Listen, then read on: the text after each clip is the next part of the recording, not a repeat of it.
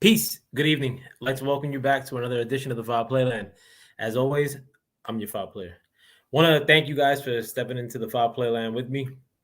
To all my beautiful people that will catch this after the fact, and to the people that are watching now, I salute you.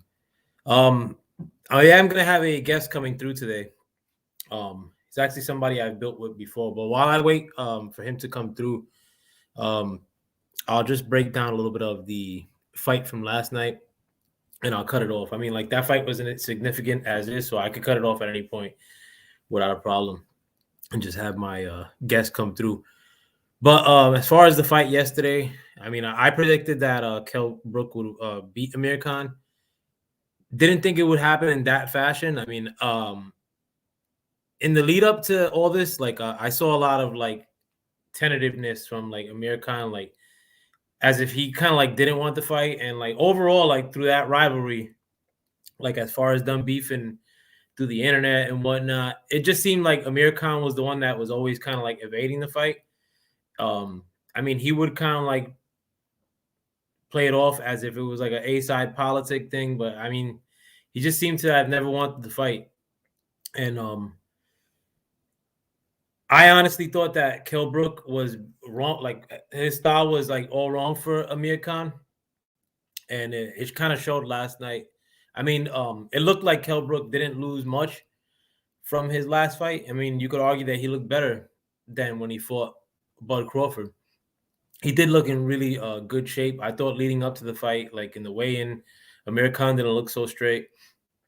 But it was a good fight because of the crowd. I like UK fights. It's like a little bit of a curveball. Like, they happen in the afternoon, and the crowd is always bumping. But it was a good fight in my eyes. I mean, I didn't have a real rooted interest besides like picking Kell Brook to win the fight. I had him winning by knockout in the 11th. I was off on that estimation, but I didn't have a horse in the race as far as who I wanted to win. AQ, I actually saw your link, so whenever you're ready, you come back on. Come back on through the same fashion, and I'll let you back into the stream. Well, I'll let you into the stream. But I don't have a horse in the race. Like, I don't think like Kell Brook's like a player like that. I mean, are people going to line up to fight Kell Brook? Absolutely, because that's how boxing is. He's got a sort of name, welterweight, bunch of pussies in that division. So, I mean, somebody is going to look for Kell Brook payday, and maybe add a name like to their resume. Danny Garcia said he wants to fight Kell Brook. I think Kell Brook would wash Danny Garcia. As far as like that top tier, I mean, who's to say? Like, I mean, the debate now, like today, is could Kell Brook beat Keith Thurman? I mean, listen, the version I saw of Keith Thurman last versus the version I saw last night of Kell Brook, including the fact that Keith Thurman does hook off a lot, and he got hurt many times in this last fight. I would probably give that fight to Kell Brook at this point. And I'm not like making a big leap in saying that. Like, I got you, Big Q. Yeah, you're ready. I'm making a big leap in saying that. Whenever and I think you got to utilize the unmute button if you can't. If I can hear you, could you say something, Q? Yeah. Mic check. 1 2 1 2. Or it might be unmute on your side, Q. All right. Hold on. Oh, there you go. Try now. Mic check 1 2 1 2. Oh shit! Is my volume fucked up? Give me 1 second, bro. Yeah. I gotta make sure. I forgot to tell you too. Like, right before this fucking broadcast, my shorty had my fucking laptop near the. All right, I think I can hear you now. Say something now, Q. Mic check 1 2 1 2. You straight? Yeah, bro. Yeah. But leading off, like, I mean, like to finish my last point, Kell Brook is not who I'm like fucking waiting out to see him fight next. I think a lot of these dudes are avoiding each other, so why bother, with the division? Or why bother talking about Kell Brook in the long term? He ain't gonna fight like no dude like on the come up, no Jerron Ennis or whoever the fuck. Like, so like I'm not gonna go into like what could be, because I mean, like, he's not a premier dude like that, and like there's no premier shit in his forecast, like fucking on. But having said all that, I want to thank my guests for coming through. Actually, how should the people address you? Well, I go by many names depending on what circle I'm in. You know what I mean? I'm a man with a few different hats. Well, my friends call me Q, but the virtual reality world knows me as Ray Bay, as RAY capital BEY. That's what's up, bro. And let the people know where we can find you as far as your channel, though.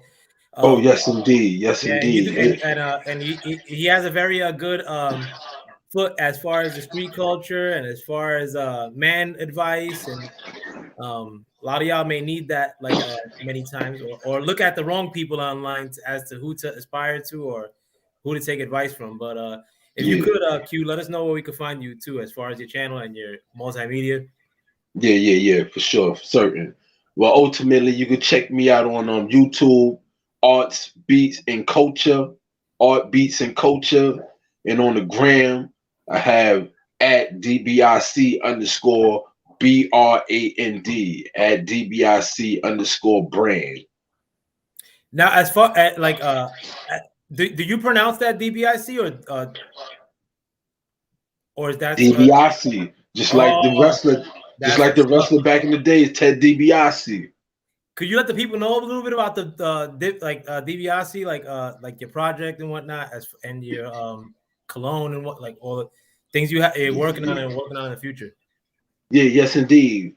Well, I am the proud producer, owner, and creator of DBIC's Baja La Panties men's fragrance. And brothers be looking for the bait, trying to figure out how to catch a woman, you know what I mean? They going out to the sea with the wrong kind of bait.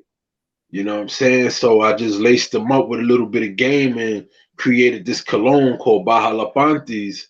And it's a wrap, you know what I mean? Helping brothers out when they need that assistance, you know what I mean? You know how a man go to the bar, he want to bring his boy, you know what I mean, as a wingman. You know what I mean? We got the DBIC's Baja La Panties fragrance. You don't need a wingman, you know what I mean? You got everything it takes. You Gucci, bro. Gucci, You got fire. they're washing your back, bro. Like rather than rolling with some bird. Yeah. Yeah, So and DBIC brand is my corporation, my company that I created, which I produce a number of things, different clothing items, hats. I'm a graphic artist as well, you know what I mean? I do logos, I consult with different businesses about their business, you know what I mean? So, I'm just striving to, stay focused about, getting those increments, No, one thing that you're unheralded in is as far as your design for shoes and like your clothing design. Like I think people are sleeping. Like some of the like stuff you outlined as far as footwear. I mean, like I've never seen better as far as design at the design level. Very Yeah, I appreciate that. What it is this, I have yet to create a sneaker, right, that you can actually put on your feet. But I have, a number of different drawings, artwork of sneakers that I've created off the top of my dome. And when that opportunity presents itself, you be rocking a pair of mines, Absolutely. Support. No, I don't need a freebie. I need a, I need a purchase. Yeah. That's a fact. You know what I mean? The true ones, the real ones is going to put up. You know what I mean? They ain't going to be asking for a handout. They're going to want to see me elevate, because me elevating, my loved ones elevate right along with me. You know what I mean? Word up. Yeah. And as far as little history, I know like a lot of like the people that like we both know, like as far as me and my man Q, like I would always hear his name out there, but I would like try to like really stick to my circle when especially as a youngster. But I would Yeah. always hear his name all over the place. In fact, since I was so very stringent as far as like trying to stay within my circle, I actually had my boy confused with somebody else. Like, All and this right. is like for quite some time. Uh-huh. Um, when I came home and I started chopping it up with my man Q over the phone, um, we had chopped it up for a minute, and 2 years later at a party, like we ended up getting introduced in the flesh. Uh-huh. I remember But that. it's crazy because we didn't have a relationship coming up. But Mhm. I always knew of you one, and I always seen you too. Um, but could you give us a little background as far as yourself, like and like where you're from? Yeah, that's a fact. Well, born in Brooklyn, right? Grew up in Crown Heights, Brooklyn when I was a shorty. And that was a very short experience of my human life. You know, at the age of 8 years of age, 1987, you know, the violence in Brooklyn was a little bit too extreme for my family. My mother was like, it's time to go, packed up, moved the whole family from Crown Heights to Hollis, Queens. And one thing we didn't have to worry about in Hollis, Queens, was no more shootings on the block. You know what I mean? But just right up the block and around the corner was the hood, and I couldn't even leave. You know what I mean? It was like, I found another home away from home. You know what I mean? So yeah, I was born in Brooklyn, but I grew up in Hollis, Queens. Hollis made me. You know what I mean? Which afforded me the ability to be cultivated by the influence of Hollis hip hop culture. You know what I'm saying? Run DMC right up the block, LL Cool J right by the rock. You know what I mean? I used to hang out in the building, right where Ja Rule lived at. You know what I'm saying? I was in his first video. You know what I mean? When I was a shorty, and just being in that area, it just made me into the person that I am ultimately at this present moment. You know what I mean? As far as for you though, like I mean, like what where were your first introductions to hip hop? Like where it was like, all right, this is the thing I'm fucking with. Like, Well, my first introduction was being a shorty living in Crown Heights, Brooklyn. We used to have block parties every year, right? And our block parties were crazy. I don't never remember we having a block party that didn't end with a gunshot. That was like the ultimate thing. It's like, all right, we're gonna have fun. The little children could come outside the gate, you know what I mean, ride their bikes up and down the street, double dutch, freeze tag, you know what I mean, red light, green manhunt. light, all of that in the middle of the street, right? And I think if I'm not wrong, I might be wrong because I'm a shorty and I really didn't know what I was seeing. But I remember MC Light being on my block party and rapping. And they had the song, she had the song, it was like, kick this one for Brooklyn, kick this one for the 90s. Now kick this one here for me and my DJ, right? And that song was crazy because, it was like a Brooklyn anthem at the time, you know what I mean? Because the 90s is like the other side of where I lived at in Crown Heights, Brooklyn, where you have the 90s, what we know now as GS9, right? With Bobby Shmurda and all of them, you know what I mean? But in this area, at that time, Brooklyn was still kind of crazy. But yeah, I think I remember seeing MC Light there and, seeing the big speakers, you know what I mean? It had to be like about 20 feet high. You know what I mean? I'm probably no more than 2 feet tall myself, you know what I mean? But everything just seemed like gigantic. And you know, seeing people break dancing on the street, had the cardboard box on the sidewalk, you know what I mean? I remember doing all of that stuff, you know what I mean? Trying to be grown, you know what I mean? Want to be like the big boys and my older brothers. And, we had this one DJ, and RIP to him. He was from my block, from Carroll Street. And I lived on Carroll Street between Utica and Rochester. And we had our DJ for the block parties. I think his name was boy, Dexter, right? I don't know his DJ name, but I knew him as Dexter. And it was the dopest thing I ever seen. You know how you see the DJ, they had the turntables and the headphones, and they always got the headphones to their ear, you know what I mean? But he didn't use headphones, he had a telephone.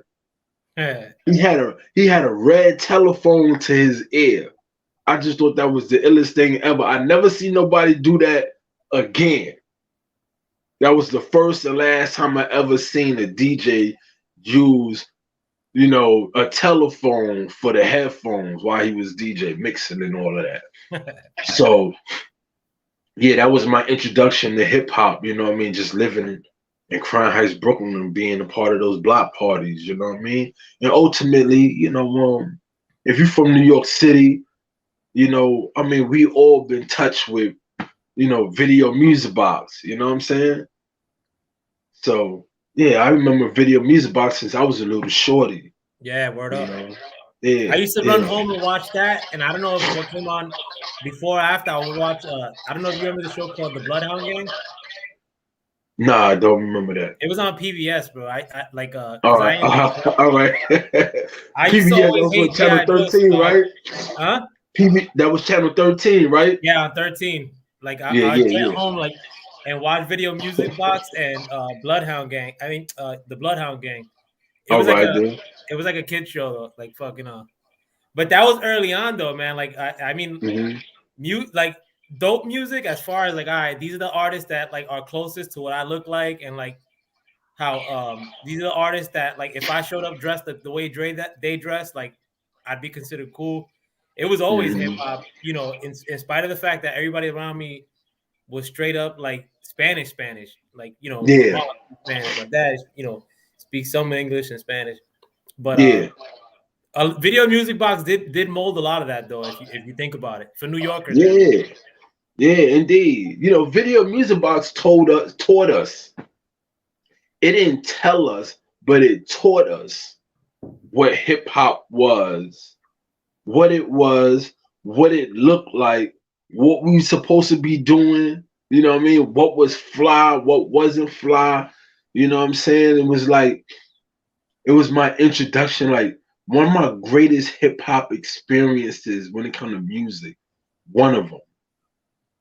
And multiple experiences of mine from hip hop ultimately came from Video Music Box. Video Music Box had a few milestones for me that was just like my hype. You know what I mean? The greatest experiences I had with hip hop music and made me fall in love with it even more. There was a song by, I forget the name of the group, and I was just talking to somebody about them the other day, and they was just telling me how they knew all of them. And I think it was no, not somebody was telling me. I was watching an interview with Red Alert. Red Alert was on Drink Champs, right? Nice. DJ Red Alert was on Drink Champs, and he was talking about this rap group. And I can't remember the name of their group, but they had this song, and it was to the Inspector Gadget beat, right? Yeah. Fire. What wasn't that Juice Crew? Nah, they older than Juice Crew. Juice Crew is babies compared to these guys. Oh wow. Right? So yeah, I was a little kid when this song came out. You know what I mean? Juice Crew was like, I'm sorry, I didn't mean Juice Crew. I meant Dougie Fresh. Yeah, Dougie Fresh. Yeah, Dougie Fresh was still kind of like, he was like there, but after this time, because this is like, around the whole Cold Crush Brothers and Funky 4+1 and all of that. Earlier. You know what I mean? And it's crazy, I can't remember the name of the song, It's But crazy too. The day I first got introduced to you, I actually ran into Red Alert outside of the spot. yeah. Red Alert is dope. I love his Yeah, energy. me and our brother Hood bumped into Red Alert outside of the joint when we took off. Yeah, indeed. I met Red Alert a number of times because he and I um um are members of the same organization, but from two generations, from two different generations.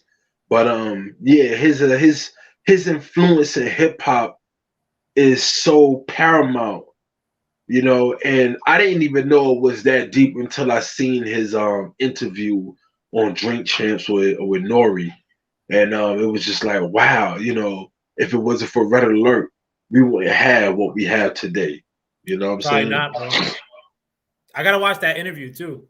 Yeah. Because And Red another Alert had thing the too. radios locked down too before Kid Capri. Kid Capri can't fuck with no Red Alert in my eyes. Like, but Red Alert always like when you watch them long play, like, and they would not give you that many commercials on 107. It was almost Uh-huh.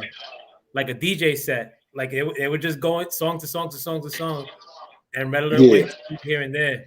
Like fucking Red Alert was ill though. Him and Flash are always my two DJs. I got to meet both of them. Yeah. Yeah, Yeah. I just found the name of the song. For what is it? anybody that want to check it out, the name of the rap group is called Bad Boys, Oh, right? Bad Boys, and it's featuring K Love. You know what I'm saying? The video is of a couple guys rapping like in the junkyard. You know what I'm saying? And this was like, I'm a shorty listening to this song, and I'm like, yo, they got the Inspector Gadget beat on it, and I'm like, still a kid. You know what I mean? Like, I just thought it was like the most incredible thing ever to hear a rap song with the Inspector Gadget beat, and it was just like, wow, it's just a match made in heaven. You know what I mean? A yeah. child's dream. I love hip hop, but then they got my favorite cartoon beat in it. Crazy. Oh man, listen. So yeah, that was As far as video music box goes, like, because one of my pivotal moments, like, I mean, watching that show, one of my pivotal hip hop moments happened while watching that show too. And for me, that was when they first played the Aerosmith Run DMC Walk This Way. And I was true like, yo, indeed. a crossover. And I was like, Yeah, yo, yeah, hip hop made it from this point on. Like, this is gonna be probably the yeah. biggest music ever. Like, what point did you think that like hip hop was gonna be accepted like on a grander scale? And peace to Bruce Bros boxing more. Thanks for coming through, brother. Yeah. You already know my zeal. I it's crazy because I never really considered what the outside world thought about hip hop and how grand it would become, right? Because I understood when I was growing up about people looking at hip hop as a fad. I used to always see it. I mean, used to always hear people, outsiders would say hip hop is a fad or consider it or put it in the in the position of, it has some limitation that it's not going to be around forever. Older And folks too were hating on hip hop too. Were coming up like our parents and shit. yeah, My parents. and where I'm from, it was like hip hop was everything for us. You know what I'm saying? It was everything because it was the language of our lifestyle, of our culture. So you have the various cultures that exist around the world, and maybe even religions. Hip hop could be, you know, a religion if there was a deity, what I mean, which hip hop doesn't have. It doesn't have a deity that represents it. But if there was one, hip hop would be a religion. It is definitely a culture, a lifestyle. You know what I'm saying? So there is no other genre of music that produced a lifestyle such as hip hop. That's true.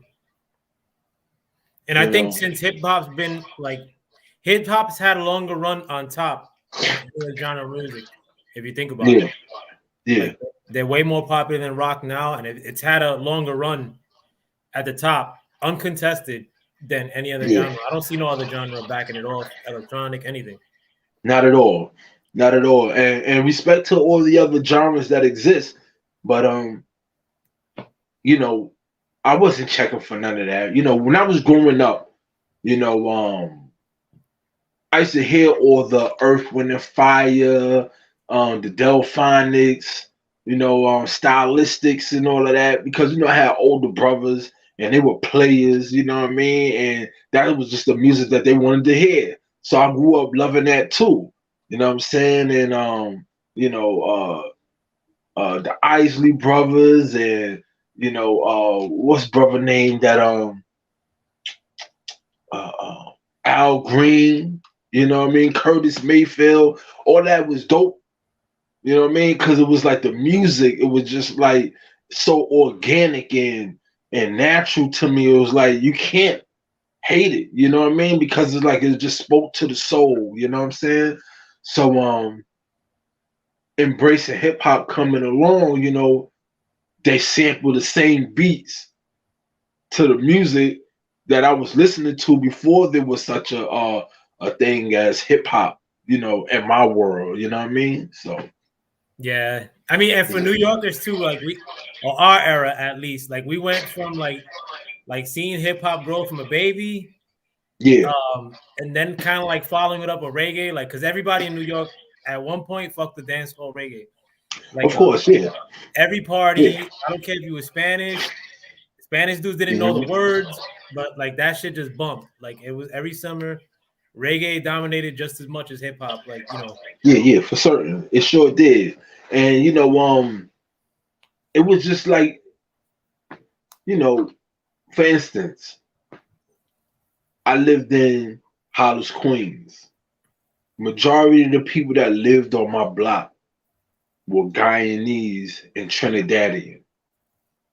So, you know, they would play, you know, dance hall music all the time. You know what I'm saying? And I'm not saying that that was my go-to thing, but you can't deny the rhythm. is You know there. what I mean? You hear it, you're gonna, you know, you're gonna nod to it. It's gonna be inviting, you know. And It's constant. It's constant, bro. In New yeah. York, And if the girls like it, of course the guys gonna like it. You know what I mean? So it's that, like, all right, that was the main component. The shorties loved it. yeah, that's what the girls like. So we gotta like it. You know what I mean? Especially if we going to parties. You know what I mean? It's like, hey, you know, they put on some you know, some reggae music or some Two Live Crew. You know what I'm saying? Guys ain't listening to Two Live Crew on their own, but when Nah. the DJ play it and the girls get crazy, we already know what's the next thing to do. You know what I mean? Find a girl, get behind her. You know what I mean, and go crazy. You know what I So mean? currently, do you still listen to hip hop, or like you still listen to the hip hop you listened to from back in the day? Are you fucking with dudes that are coming out now? Nah, I ain't jacking none of this music today.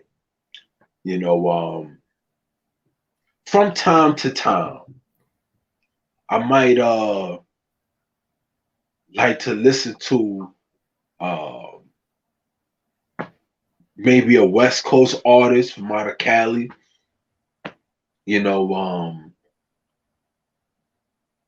but I can't stand like I can't do ignorant music.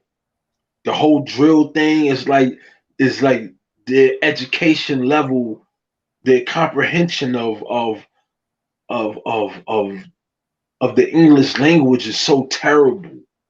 You know Purposely what I terrible mean? too. It's worse to me. I think it's worse than a mumble rap.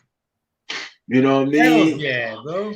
I can't dig it. I'm not hating on it. I just can't. It don't do nothing for me. You I know what don't I'm hate on the saying? artist. I hate how we got to drill music and rumble rap because it wasn't no like black dude at behind the table and said like, all right, let me put the worst shit you could think of like fucking on a beat and throw it out there. Like I know it wasn't somebody that looked like you and I like that Yeah, made that corporate decision like for like that's why I hate on it so much. But I don't hate on the artist because at the end of the yeah, day, like I mean, they're just getting paid, But yeah. I mean, I hate listen, that we got here. I'm not hating on the corporate aspect of it either. You know what I mean? I'm just saying this. Life is what we make it, and if your creative uh uh talent is here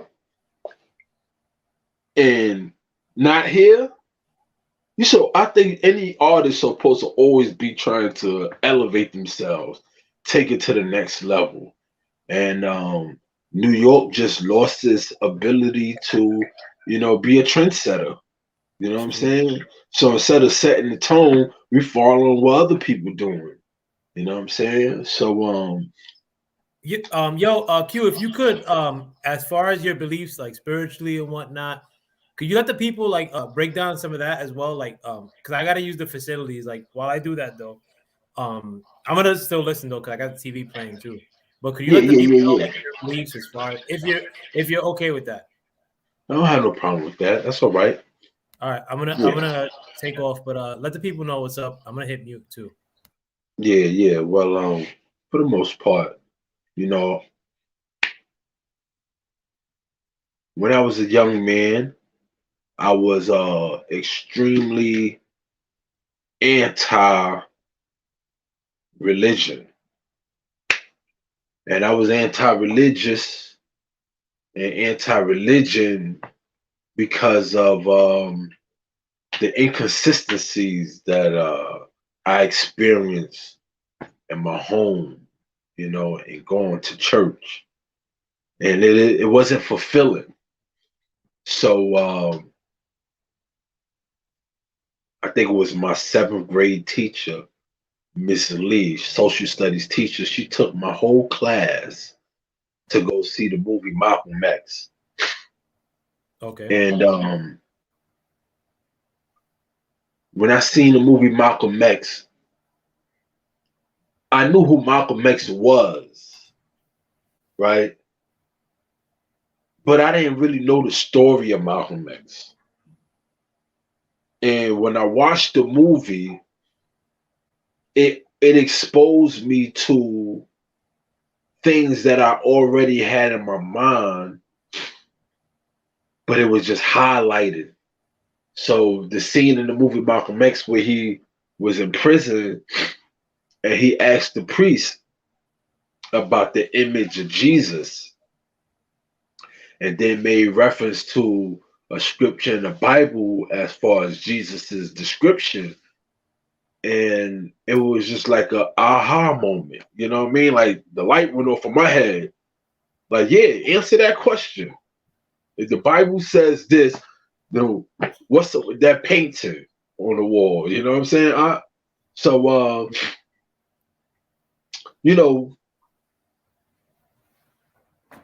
I had questions that my mother couldn't answer.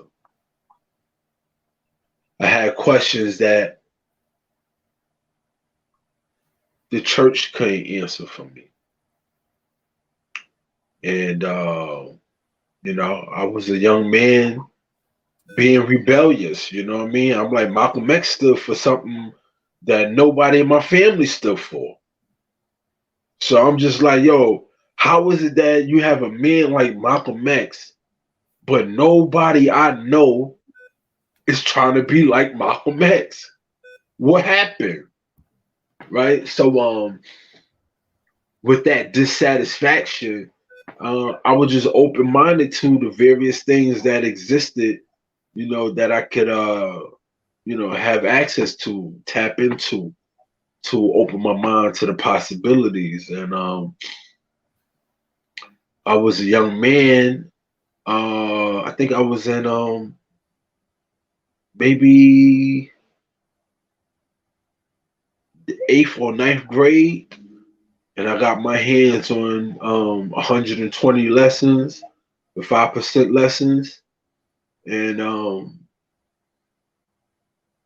I was intrigued, ultimately intrigued. And there was an older brother in my neighborhood, my man Daquel Seven-Law, and I'm like 12, 13 years old. Daquel was in his late 20s, and he had us under the spell. You know what I mean? And And you he know was what I part of mean? the 5%. He was Yeah, he's 5%. Yeah, he guard, and he was just like wise. You know what I mean? He was smooth talker. He was getting money, driving cars, women and all of that. And we was just like, stuck with him, like, yo, Daquel is the man, you know what I'm saying? And when I got my hands on the lessons, I started to learn about the things that he was into. And as time went on, you know, I was introduced to the Zulu Nation.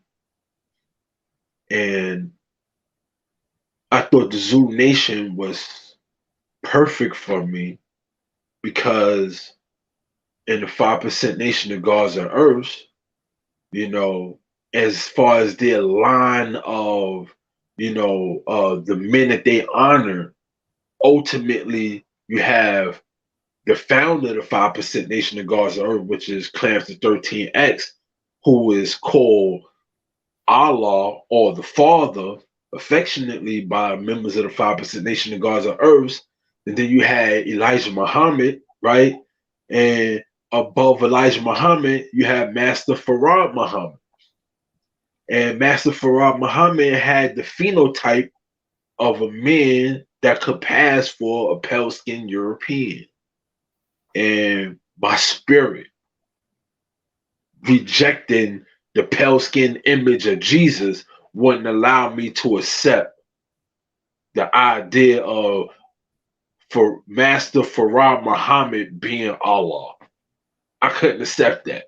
My spirit wouldn't let me do it. So that was it for me with the 5% Nation of Gods and Earths. Although some of their lessons, I thought was very forthcoming, but it didn't do nothing for me after that. You know what I mean? When some things I just thought was too inconsistent for me. It didn't resonate with me. And a good friend of mine's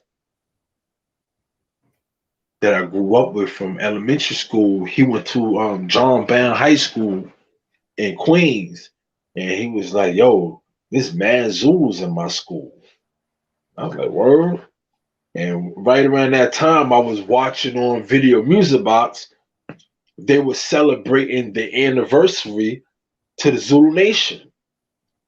So, we had this big thing at my man house, and we was just like drinking 40s, wilding out in my man crib, and we was watching Video Music Box, and we seeing this big Zulu Nation celebration on Video Music Box, and all these rappers from New York City, you know what I mean, was just paying homage to the Zulu Nation, and you just seeing all these Zulus in this club, and I was just like, well, that looks interesting, right? But I knew about Zulu Nation ultimately because of Africa Bambaataa and the Soul Sonic Force. And I knew about the Jungle Brothers. I knew about Tribe Called Quest being part of Zulu Nation and things of that nature. You know what I'm saying? But I didn't understand and know about it as an organization, right? So my man that I grew up with that told me about Zulus being in his school, um, he was like, yo, they told me that they're having a meeting on Saturday. If I want, I could come. So I was like, all right, if you go, I'm gonna go with you. And it was a wrap after that. You know what I'm saying? It was like it wasn't the organization or what I saw there, that made me want to join. It was one thing, or maybe two things in particular. But one of them was the first belief in the Zulu Nation. And the first belief, you know, confirmed that Zulu Nation was what I was looking for at that time. And the first belief goes as it says, we believe in the one God who is called by many names: Allah, Jehovah, Yahweh, Elohim, Jah, God, the Most High, the Creator, the Supreme One. It says, we recognize these gods to be the same one God, right? And it goes on and says, we would not fight or kill other human beings over which proper name to call God. And it goes on and says, we believe that God will come to be seen by the human eye and will straighten out the problems that man has brought upon planet so-called Earth. That might not be 100%, but No, I you gotta say guarantee it you, verbatim. It don't gotta be right? verbatim, but we Yeah, we get yeah. the idea. So yeah, so that's like about 90, 95, 90% accurate, right? So I was sold at that, you know what I mean? Because I wasn't 100% opposed to the thought of God or supreme deity. I just didn't want Christianity, right? I didn't want to be a Muslim either. You know what I mean? Because it just didn't resonate with me. You know what I mean? It looked weird. It just didn't feel like it was for me. Although the whole 5% Nation of Gods on Earth was appealing to me, right? The Nation of Islam demonstration was interesting to me, but I was still too young for that.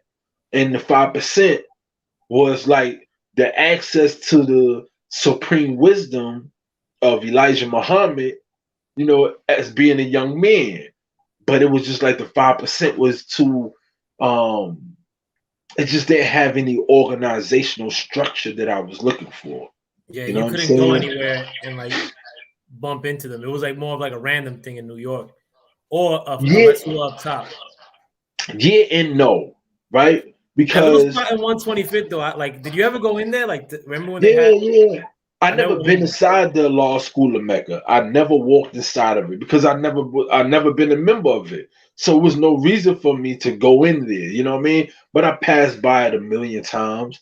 That's on I think Malcolm X and 127th or 126th. It's between 126 and 125th, yeah, and Malcolm Yeah, X. right. So yeah, the law school of Mecca. But you have in Brooklyn, they used to have the parliaments in Brooklyn and Fort Greene Park. And then you also had the school or the academy over on over in Brownsville off of Rockaway and Livonia. You know what I mean? Right across the street from Tilden Projects and Brownsville Projects. You know what I'm saying? So there's various places where you could be in the midst of, you know, brothers and sisters from the 5% Nation of Gods and Earths. And in my old neighborhood in Hollis, Queens, it was a bunch of brothers that was older than me, who have 5% names. You know what I mean? They all had righteous names, but they wasn't living that. I didn't hear no lessons from them. You know what I'm saying? It was, yo, shorty, yo, go to the store, go get some Dutchess, some Phillies. You know what I mean? Yeah, Take this, you know what I mean? Go buy some 40s. You know what I no, mean? Yo, shorty. that's kind of what I meant in the sense that like you weren't like that PR like from what I knew like in Sunset Park like Yeah, it was some street cats and they had like they like you knew that they had lessons like up top and like but in New York in the streets it felt like as far as in Sunset goes like our limited yeah. experiences with them it was just on some street shit, you know what I'm saying, like I hear you. I yeah. hear you. Yeah, and I'm not saying that to downplay the 5% Nation of Gods of Earth or the older gods from my neighborhood, but they was engulfed in the streets, you know, and that was my ultimate first impression of them. You know what I'm saying? It was like what I saw, you know what I mean? And I didn't want that. I didn't want to be a drug dealer. Most of my friends I grew up with were drug dealers. You know what I mean? 90% of my friends from elementary school, by the time we really jumped off the porch, 13 years old, 14 years old, we was already selling drugs or ready to, getting enrolled. You know what I'm saying? Crazy. So instead of those brothers that were 5% in my neighborhood, instead of those brothers giving out the young brothers, the mathematics and the alphabets, and then the 12 Jews of Islam or the student enrollment, they was getting packs. They was getting 100 packs. You know what I mean? Yo, shorty, if you do something with that 100 pack, you know what I mean? I'll upgrade you, get a G pack. You know what I mean? And then after that, brothers just started, doing their own thing. And before you know it, it wasn't no more guards in the neighborhood because the older brothers, they wasn't talking about nothing no more. Nobody didn't want to hear what they had to say. You know what I'm saying? We getting older. We don't want to hear nothing from them now. So, Zulu Nation played a big part in me, re- remaining open-minded and curious about life in the world. You know what I mean? And now I don't want to be curt as far as my questions. Actually, nah, fuck it. I will. Like as far like because I want to talk about these things more. Like and me and you have very candid conversations off of YouTube, and You already know. we talk about whatever the fuck we want, and we have some deep conversations too. Mm-hmm. Yeah, you my brother. Yeah, what like as far as like Black culture, like how does that relate to you currently? Do you think like the Black culture, like in that definition as I'm giving it to you, um, is progressing, or do you find us in regression? In addition to how like hip hop is regressing, you think that's a mirror of the so-called Black culture? Like, and if you wanted to give your definition as to whether that like you consider Black culture applying to you or not, like because I want to get into that as well, Yeah. specifically for you, not because of your ethnicity, but because of your beliefs. Yeah. Well, how I see Black culture is going to be an extreme polar expression from how other people may see, as you say, Black culture, right? So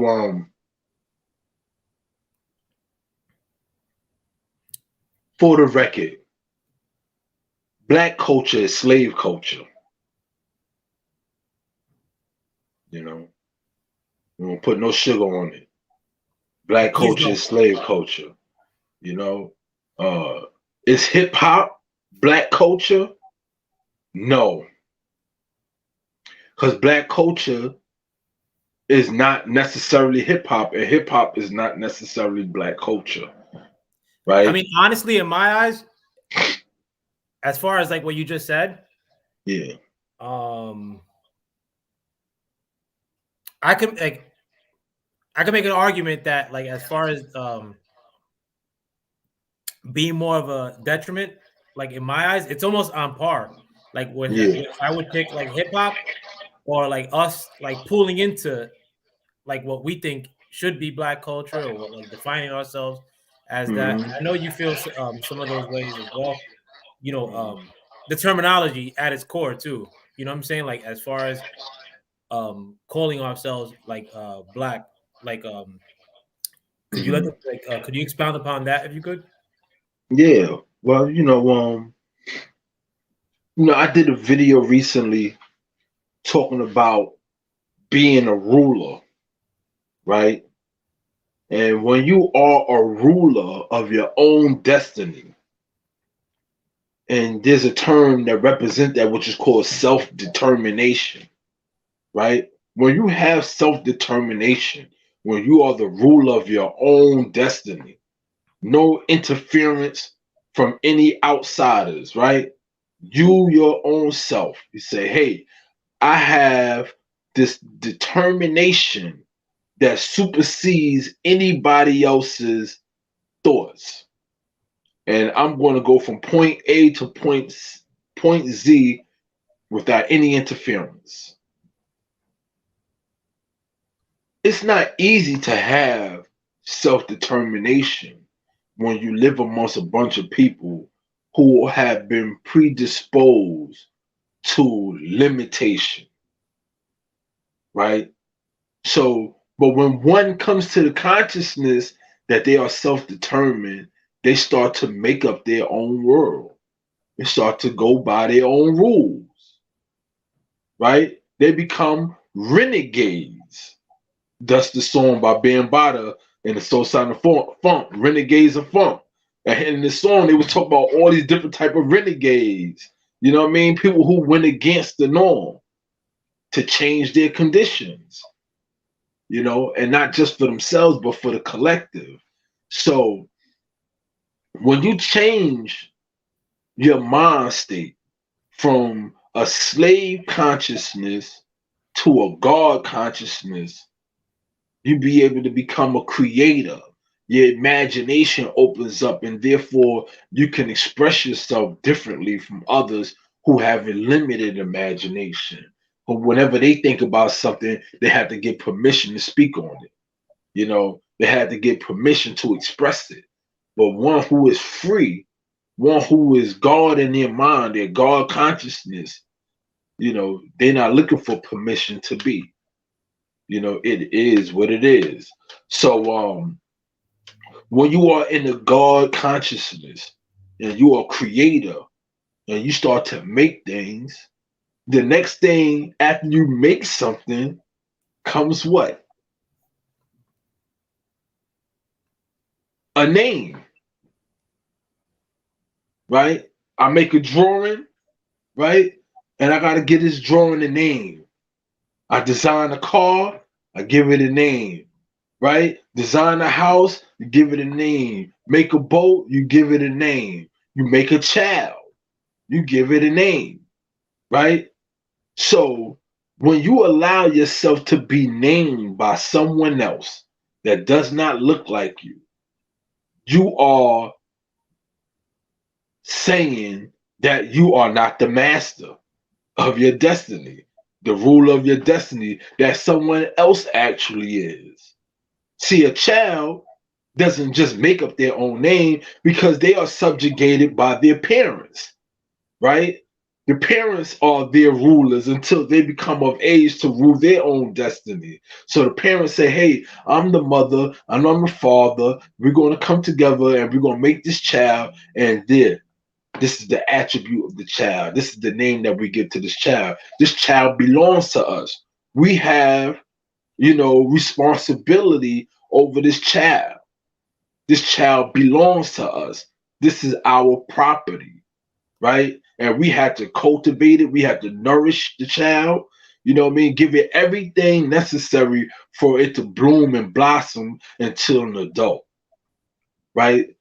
So when you have somebody else determining your name, that person is also determining the definition of your name, True that. I right? never thought about it that way. Yes, indeed. So when you give something a name, you give it a meaning. And when it has a meaning, here comes the purpose. It's purpose for existence.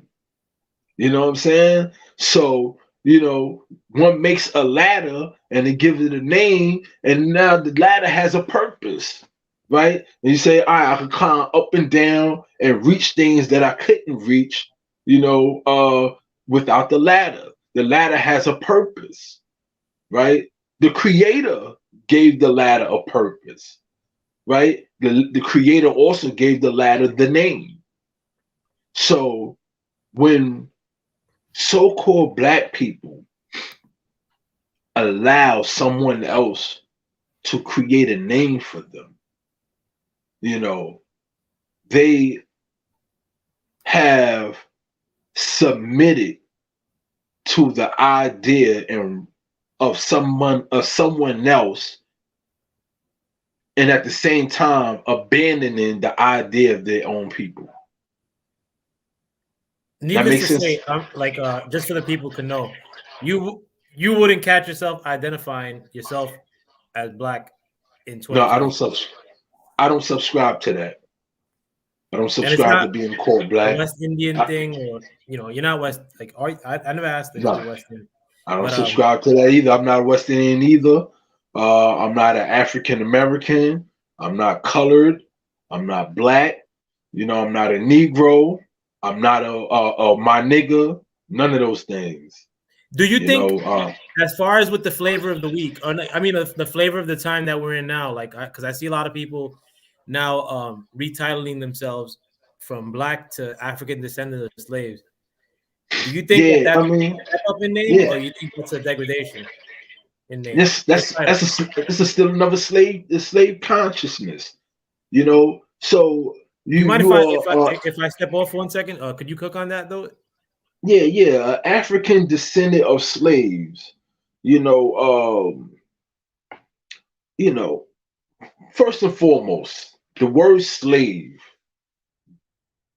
it originates from the word Slav or Slavic, Slovakian people, the people from Slovakia, Eastern Europe.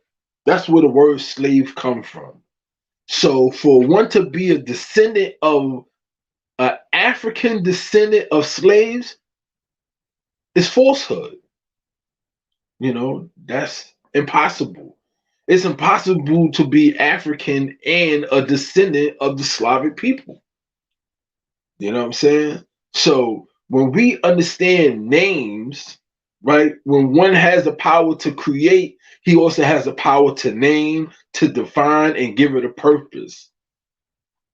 Our ancestors aren't Slavic. Therefore, they can't be slaves. If you had to guess, do you think whoever came up with that term, this newfound terminology that they want us piling into, had it with our No, best interest at heart, or like? nah, these are just people trying to make putting sugar on doodle. And I mean, You know what I mean? if some of you guys don't think that these titles matter, they do. Because I mean, picture like somebody calling you madam if you're a man for the rest of your life, like, and then being drilled into you that this is what you got to call yourself. This is what you should call yourself. This is what So Yeah. titles mean a lot. Words mean a lot. Mean a lot. It's everything. It's our language. It's how we communicate. So Marcus Garvey says something to the effect that in order to be a great speaker, and taken seriously, you should study the language, the grammatical, the law of grammar of your particular language that you speak. So when you're able to master that language, right, you can master the way people see you. You know what I mean? So when we take our language and we say, oh, we speak English, and we say, oh, that's not our language, who language is it then? Word You up. know, so we're gonna give the credit to the pale skinned European for creating languages now. Didn't he just come out of the caves a couple years ago? So now he's creating languages? How did he become that intelligent to create such a complex language? But when we look at this, a great book by a man named David McRitchie. He wrote a book called Ancient and Modern Brits, or Ancient and Modern Britons, right? I think I got a copy of the book. Is in the other room, right? Hold on a second. I think this is it, right? Nice painting too, bro. And I want to talk about these things more candidly, like Yeah. because a lot of times, Nah, it's in another room. Yeah, go but ahead, no, Aki. and I want to let the people know too that I want to talk about these issues like in the future and more candidly, because honestly, like at the end of the day, like our people are vested into these things at times, or our people, like I always say that on this channel too, like a lot of the things that like you within you root for are your people, Mhm. like to come out ahead or not, like and that has nothing to do with dominating somebody else necessarily, unless you have to. But Yeah. you know, we have a vested interest into self-preservation or rooting for ourselves. But a lot of times, just these terminologies, I've seen people get into beef over you know, are we ADOS? Are we not ADOS? Are we gonna leave the black thing behind? You know, and it's us fighting it. It's not like white cats like fighting to name of something, even though they may have had input in making these dumb terms. But Yeah. Yeah. Yeah. like Well, you know, the names that were given to our people weren't just dumb words, you know. These were very specific terms, you know. See, in the Moorish Science Temple of America, right, there's a lesson that is communicated in the questionnaire, which is named the Quran Questions for Moorish Americans or Moorish Children, right? And it says, what does the word black mean? And the answer is black, according to science, means death. And then you have some people say, no, it don't means death. Black is the is the origin of color, right? Then they say, you know, black is the cosmos and all these other things, right? And I'm just like, if you actually think about it, black is none of those things. Black in English, which is probably a child of the Spanish language being a child of Latin, right? Black translated to Spanish is Negro, right? Negro means black. So you would have people that say, I'm black, but don't call me no Negro. But then in the same breath, they say they are people of color, right? But then when you take the word Negro and you translate it and you find its origin in its etymology back to the Latin foundation of the word Negro, it translates to the word necro, Necro, which means dead. Thus, we had the term necrophilia, necromancy, right? Which is all things relating to death. So, black, according to science, it means death. So, when the descendants of Moors, who nationality was taken away from them, right? When they were denationalized and given the name Negro, Black, Colored, Ethiopian, and now African American, and for the most part, now my nigga, right?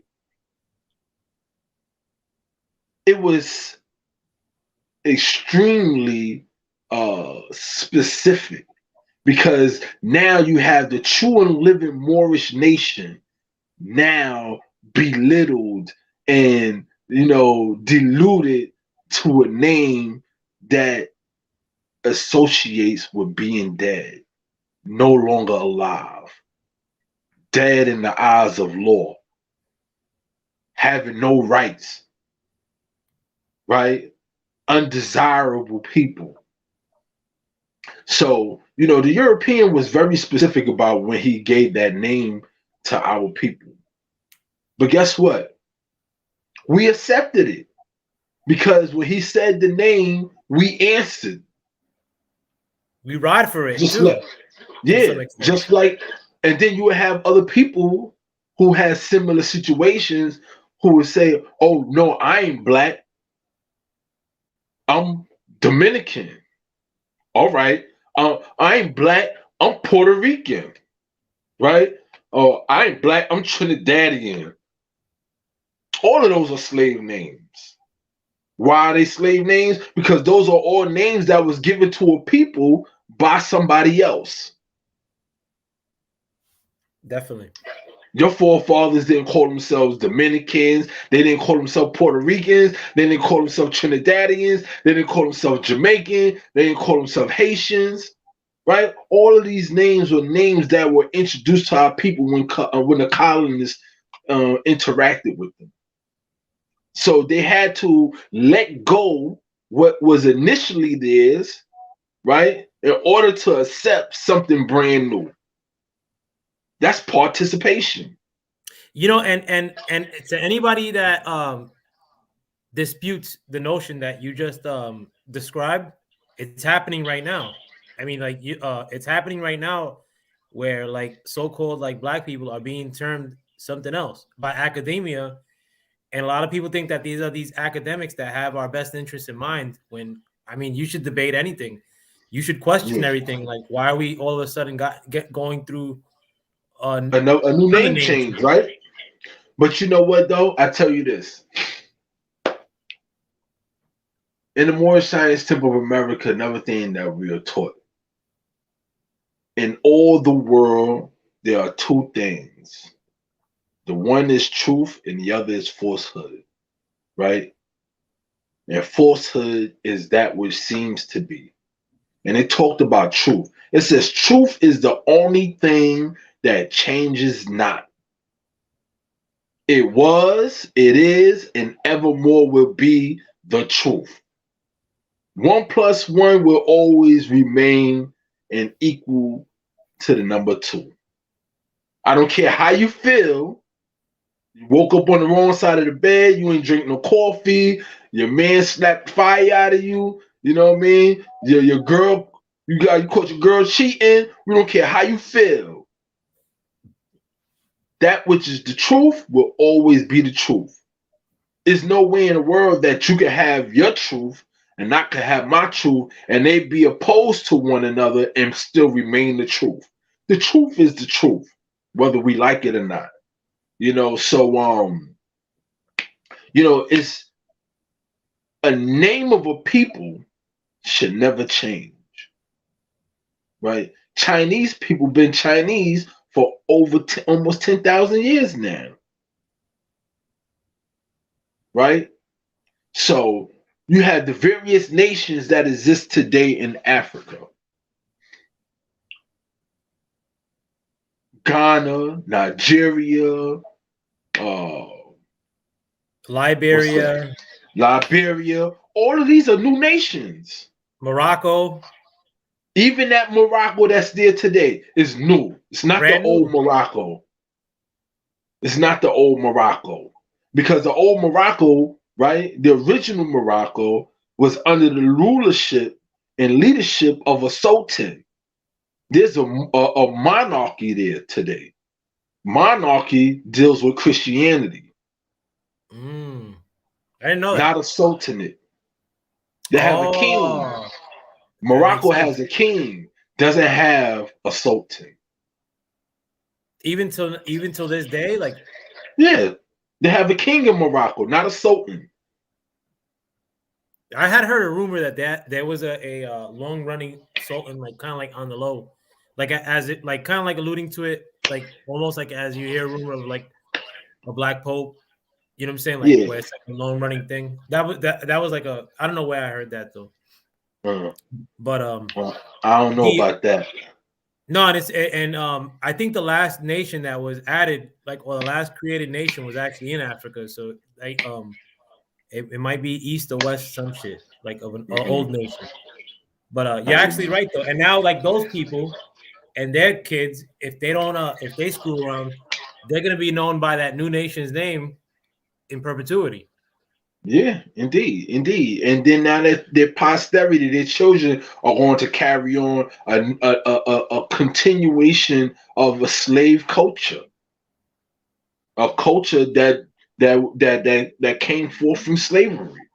And I understand what it is when you giving you know pig guts, you make chitlins out of it. Yeah, it's gonna smell like doodle, but what they do, they try to clean it up, you know what I mean, and they throw some seasoning on it, some hot sauce, you know what I mean, to make doodle taste and smell good, you know what I mean? But it's still doodle you eating, right? It's still pig intestines you eating. But because of the slave state of mind, you know, they are attached to this thing, and ultimately ain't nobody forcing the food down their mouth. They're accepting it. Because you can't tell me there's nothing else to eat when you got all these trees and bushes out here with berries and fruits and all of that, right? So, you know, what is it that makes a man and a woman do the things that they do? You know, but when you're being compelled, right, for so long, and you know, the fear,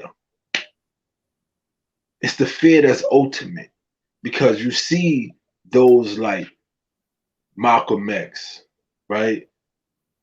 Those like Asada Shakur, Huey Newton, Marcus Garvey, you know, Denmark Vesey, all of these great men and women that came before us that stood up against the European colonialism, right? The iron hand oppression of the pale skinned nation.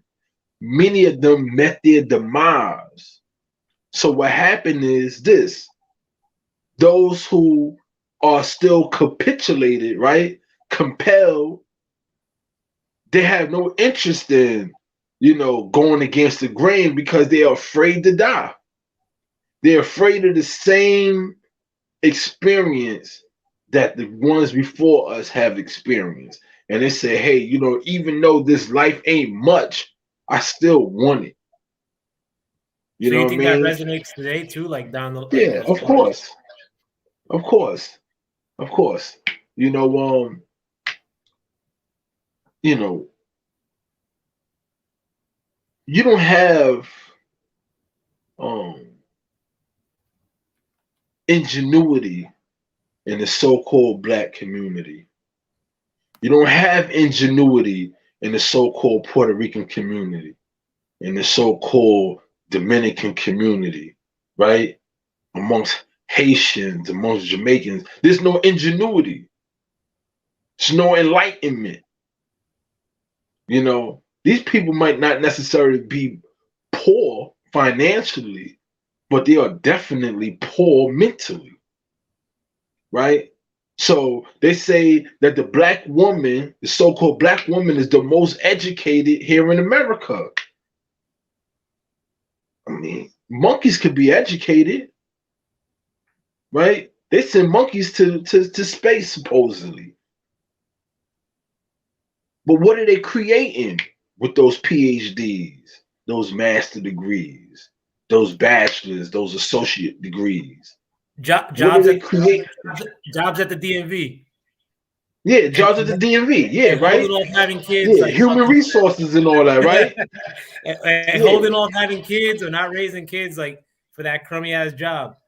yeah. So you know, is that what it is? So you know, when I hear about people in other countries who are creating new solar systems, they created a new sun in China. Yeah, I heard That's about that too. ingenuity. Yeah. That's intelligence. That's enlightenment.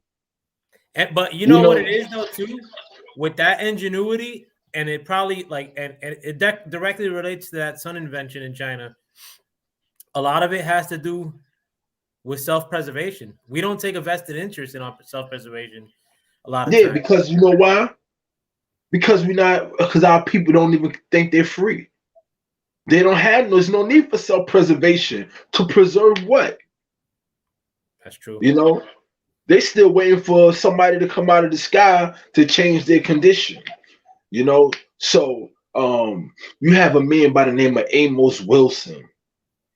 Amos Wilson has a book called God dog, how I'm going blank on Amos Wilson. Well, there's a book. There's a book that he wrote. Um, The Blueprint for Black Power. Right. I never read the book before. The book is super thick. I was discouraged. I was like, I don't want to get beat in the head a million times with this black, black, black, black, black, right? And So, you already had knowledge of self at that point? yeah, I already had knowledge of stuff at the time. It was like, all right, me, but I enjoy some of the other writings of Amos Wilson, Okay. right? He had a book on child development. I can't remember the title of it, and in the book it talked about how the so-called black child was superior in thinking than every other child on the planet Earth, but once the child has been introduced to the institution of European standards of learning, that so-called black child now begins to retard. Why? Because the learning that the child is embracing from kindergarten on up is totally diametrically opposed to the originality and the spirituality of that child. So that education is a hindrance to him and his actual true progression and productive self. So in this documentary, this matter of fact, the book, The Blueprint for Black Power, there's a YouTube lecture of Dr. Amos Wilson. You can find the Blueprint for Black Power lecture. It is dope. It is dope. I could enjoy that. And in it, he talked about Africa being the largest continent on the planet Earth, right? Which is false, because Asia is actually the largest continent on planet Earth, right? And talking about how Africa has an abundance of natural resources in the land, right? And the people of Africa are poor. And then he compared Africa to Japan, right? Being very minute compared to the continent of Africa. Africa being what, about 50 something different nations? And then you have this one little nation, an island in the Pacific Ocean, who has no natural resources on the land whatsoever, especially after the United States military dropped two nuclear bombs on their land, right? Depleted the nutrition in the island of Japan. Most of Japan today is artificial turf, right? So Japan gets all of its natural resources from imports, right? But Japan is one of the richest nations to exist on this planet. So how is it that Japan, being the smallest nation, right, smaller than Africa, having multiple nations, right, no natural resources at all, but you have Africa with all the resources that most nations in the world want? Multiple nations, but yet none of those nations as a collective are richer than Japan itself. So he said, what is it that Africa is missing that Japan has? Japan has the ability to self-determination. They don't see the European as God over them. They have their own. But when our people, their consciousness is limited to their fears. And what is their fear? Their fear is the disappointment of France, England, Austria, all of these different nations that came in and tore Africa up for the past 100 or so years. You know what I mean? So when you are compelled and capitulated by another nation, another group of people, and you have no desire to stand up and change that, you're never going to amount to anything but slavery. So when you get a slave name, it's befitting. because you definitely don't deserve the name of a free people. So as far as like because like I think that honestly, my perception is that a lot of the love that like so-called black people are getting like in mass from the media, like by all of a sudden corporations being sympathetic and bragging about Black Lives Matter. Like I think that a lot of our people think that that's progress, like oh that's gonna last forever. Whether it's progress or Mm-hmm. not, I don't think so.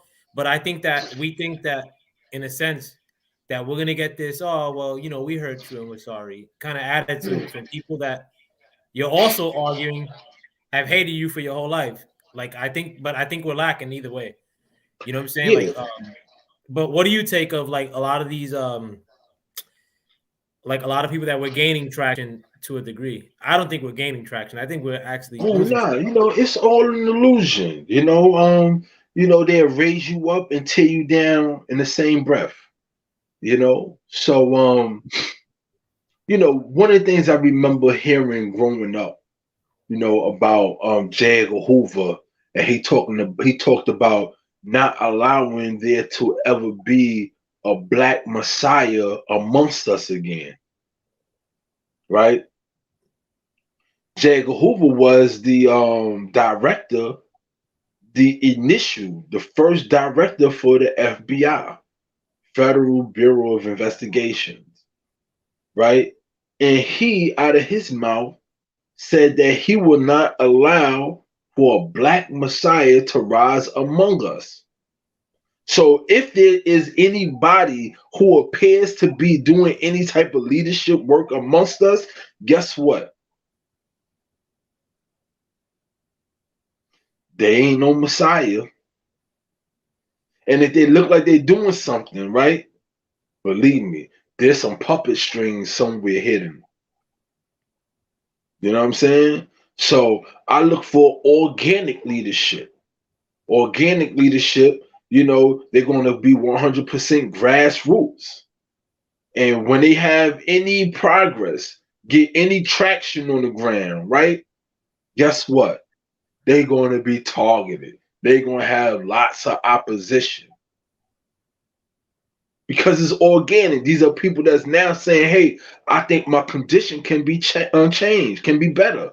And now it's time for me to change my condition, right? So they're going to meet opposition. They're going to meet opposition from those who should be helping them. And when you don't meet opposition, when you're doing things for your people, there's only one reason why you're not meeting opposition is because there's some puppet strings along the way. I bear witness to that. I seen a movie last year when it came out, Judas and the Black Messiah. I haven't peeped it yet. I know you were talking good about the movie though. Oh man, you got to see that movie. You got to see that movie. I was always a fan of Fred Hampton, Chairman Fred Hampton.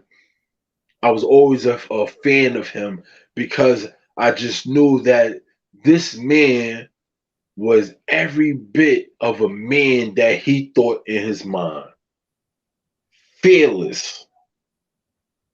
And he was 21 years of age, doing the most for our people, right? And not even just people with melanin, but he was about all people who were considered to be oppressed people. You know what I'm saying? And they got rid of him. They got rid of that brother, murdered him. The police, the FBI conspired in his death. None of them been to jail. You know what I'm saying?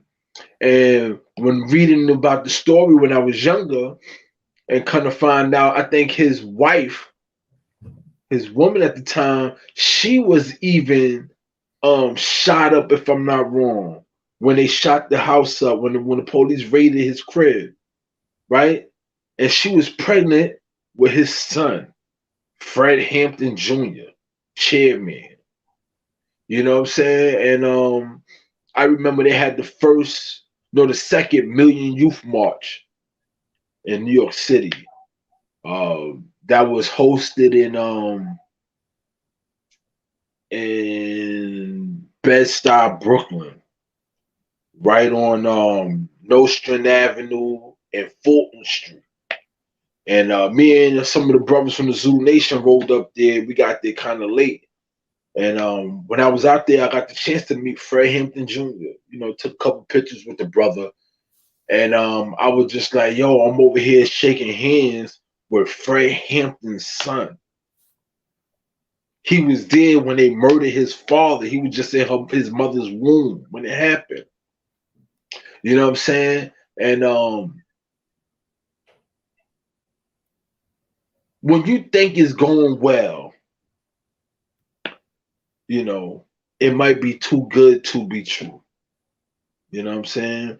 Because if I'm not wrong, I remember reading with Marcus Garvey. He said, never swallow whole what any European has written or said, because it's not in his intention to free you, right? So to free you is to also possibly to enslave himself.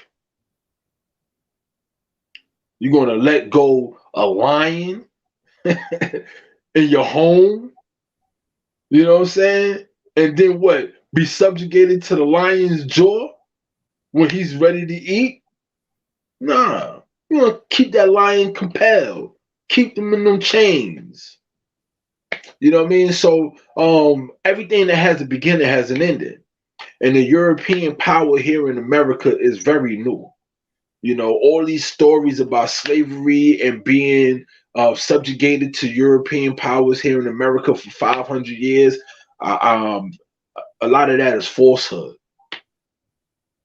A lot of that is falsehood. A lot of that comes from the narrative, thought of the movie Roots and African studies philosophers and professors, you know, in these institutions of learning who create these ideas about slavery that may not be true, but they push it off as if it's true. And what it does to our people, it keeps them in constant fear. Because they say, damn, this European got us for 500 years. He's unbeatable. Yeah. You know what I'm saying? He's like trying to fight Bison. You know what I'm saying? Nah, better than You Bison. got, yeah, you know what I mean? Like, you can't even beat Saget. You know, you can't even beat Vega, but imagine getting to Bison. You know what I'm saying? That's how the people look at the European. He is unbeatable. So when they actually get the chance to fight Bison, they don't even fight their best because they like, I'm going to lose anyway. You know what I'm saying? Don't even put no more quarters in the machine. Don't worry about it. I'll give up. Just give up. You know what I'm saying? Just give up. Right? So these stories about slavery that have been taught to our people for so many years are founded in falsehood. You know, founded in the story to perpetuate fear. And what's the fear? Is ultimately the fear of death. You know what I'm saying? So you know, but our people eat it up. You know what I mean? And thus they call themselves African descendants of slaves rather than descendants of their forefathers. You know what I mean? Like their history only begins with slavery. You know what I'm saying? That's a poor thinking mind right there. I think a lot of how we think, it's never with us in mind, to be honest. Even when we bitch about our own condition, like when you not us, like a lot of people on TV, like yo, you know, like fucking like it's almost as if they're pleading with either that, like they're tearing each other that like tearing ourselves down, or like pleading to them Yeah. for like some sort of solace or like some good feels, like fucking which again, I subscribe to the notion like you do, like that those things are temporary, or like Yeah.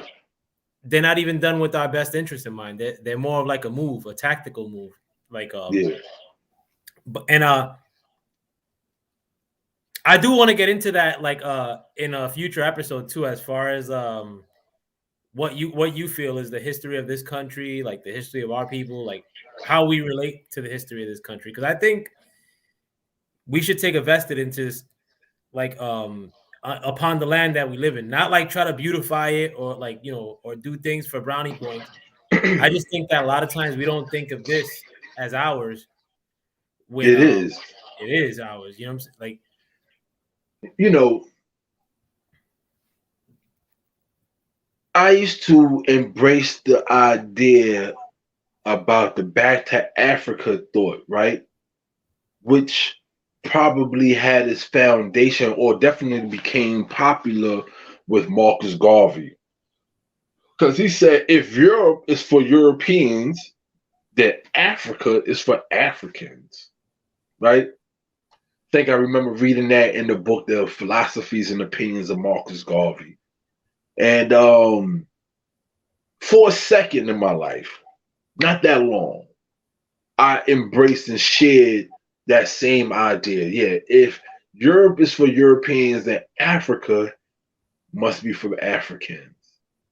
Therefore, at one point in my life, I should be seeking to go back to Africa for whatever salvation or peace of mind, right?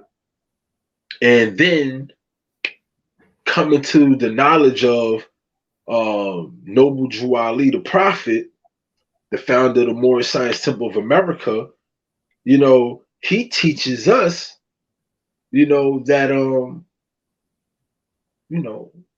not just Africa, but this whole continent. I mean, this whole planet is ours.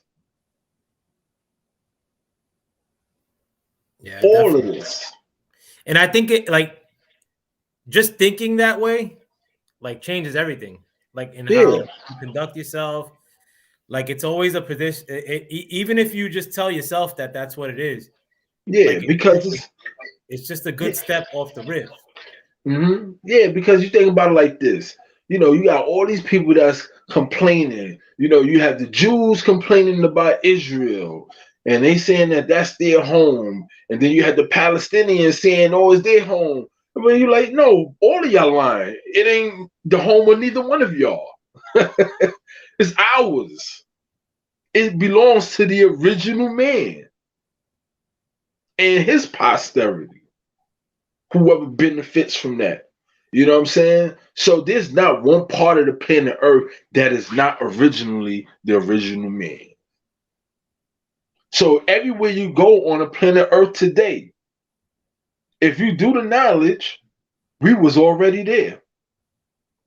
So when I was talking about the book, The Ancient and Modern Brits, right, by David McRitchie, he talked about the original inhabitants of Europe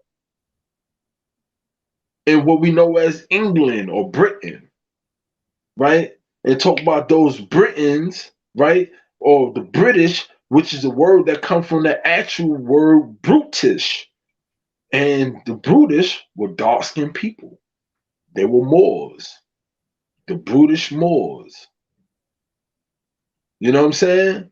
So you go into Europe, into various nations in Europe, and you see their nobility, their coats of arms, talking about the noble families of these various European nations. They all got Moorish faces on them. Statues and paintings of our Moorish ancestry or ancestors in these European nations. So when they celebrate St. Patrick's Day, in all reality, if you do the knowledge about St. Patrick was a slave, a pale skinned European Irish slave. Who was he a slave to, though?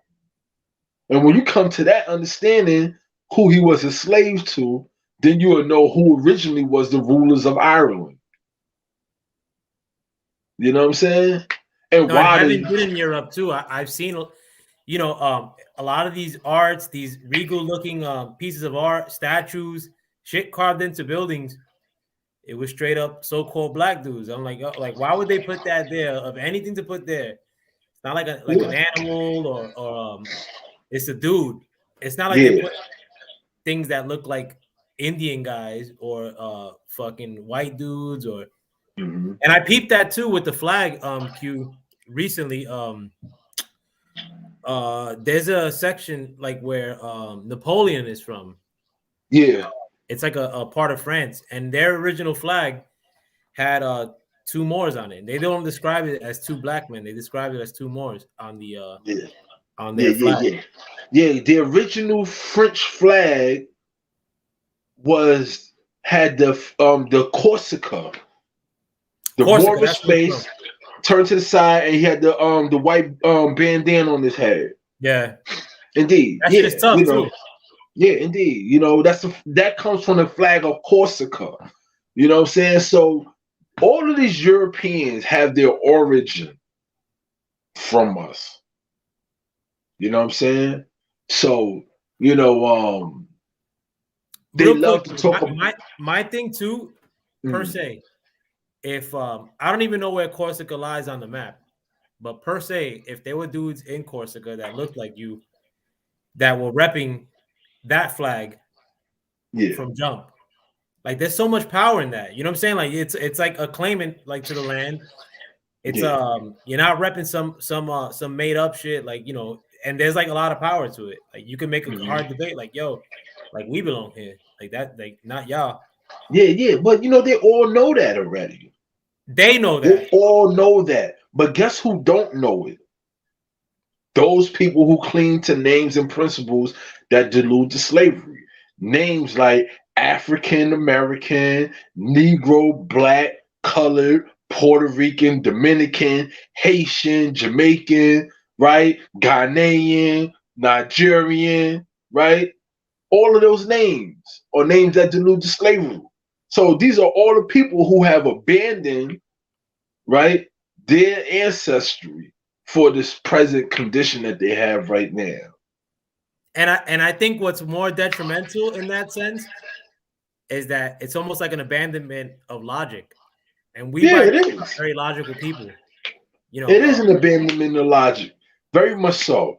And the logic that has been abandoned is this. Noble Ali teaches, he says, man can't change the decent nature of his forefathers, right? Unless his power extends beyond the great creator, universal creator, Allah himself, right? Basically saying that you are who your forefathers were without doubt or contradiction.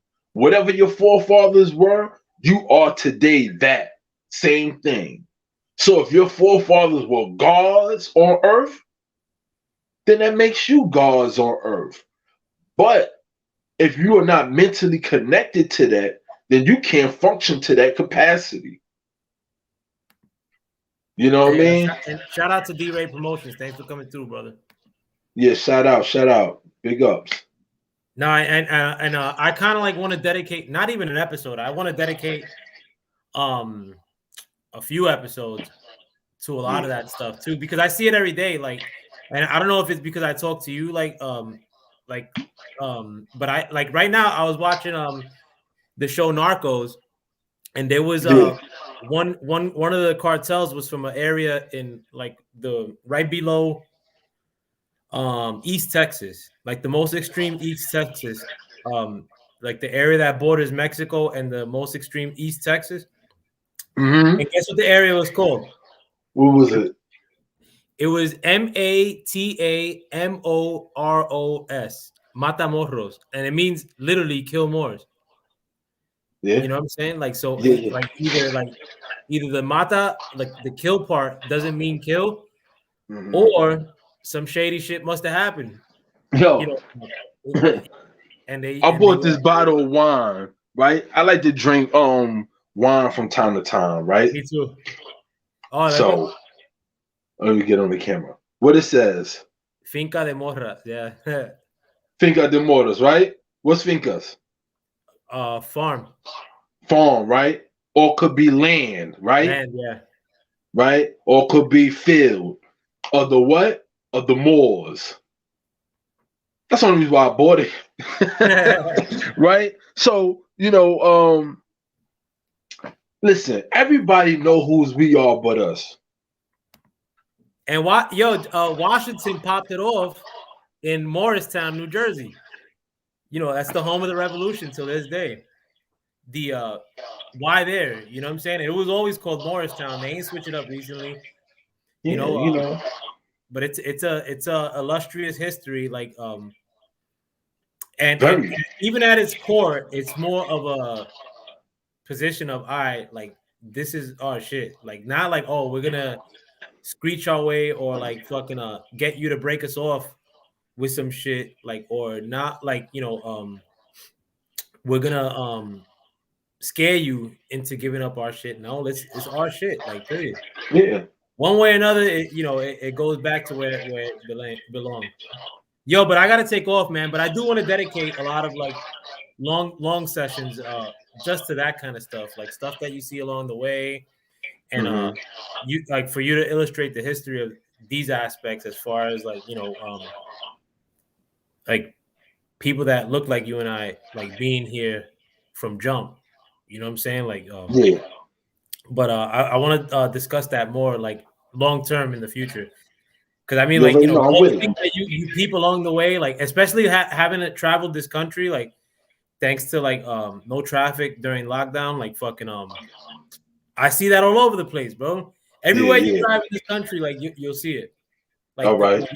when they describe wars, like it's like who are these weird like Arabic names and shit like that, and they even draw like pictures of the dudes, but they'll draw them as white cats, like dudes with like the Moorish headdress, feathers, and all this shit. I'm like, yo, Yeah, these dudes, yeah. like, you never hear like talk of American history, and like they even like show one dude that looks like that with the headdress. But when you go to the actual site and they're breaking hmm down the history of the site, they're showing like all the people, and they look like that, except they draw them as white guys.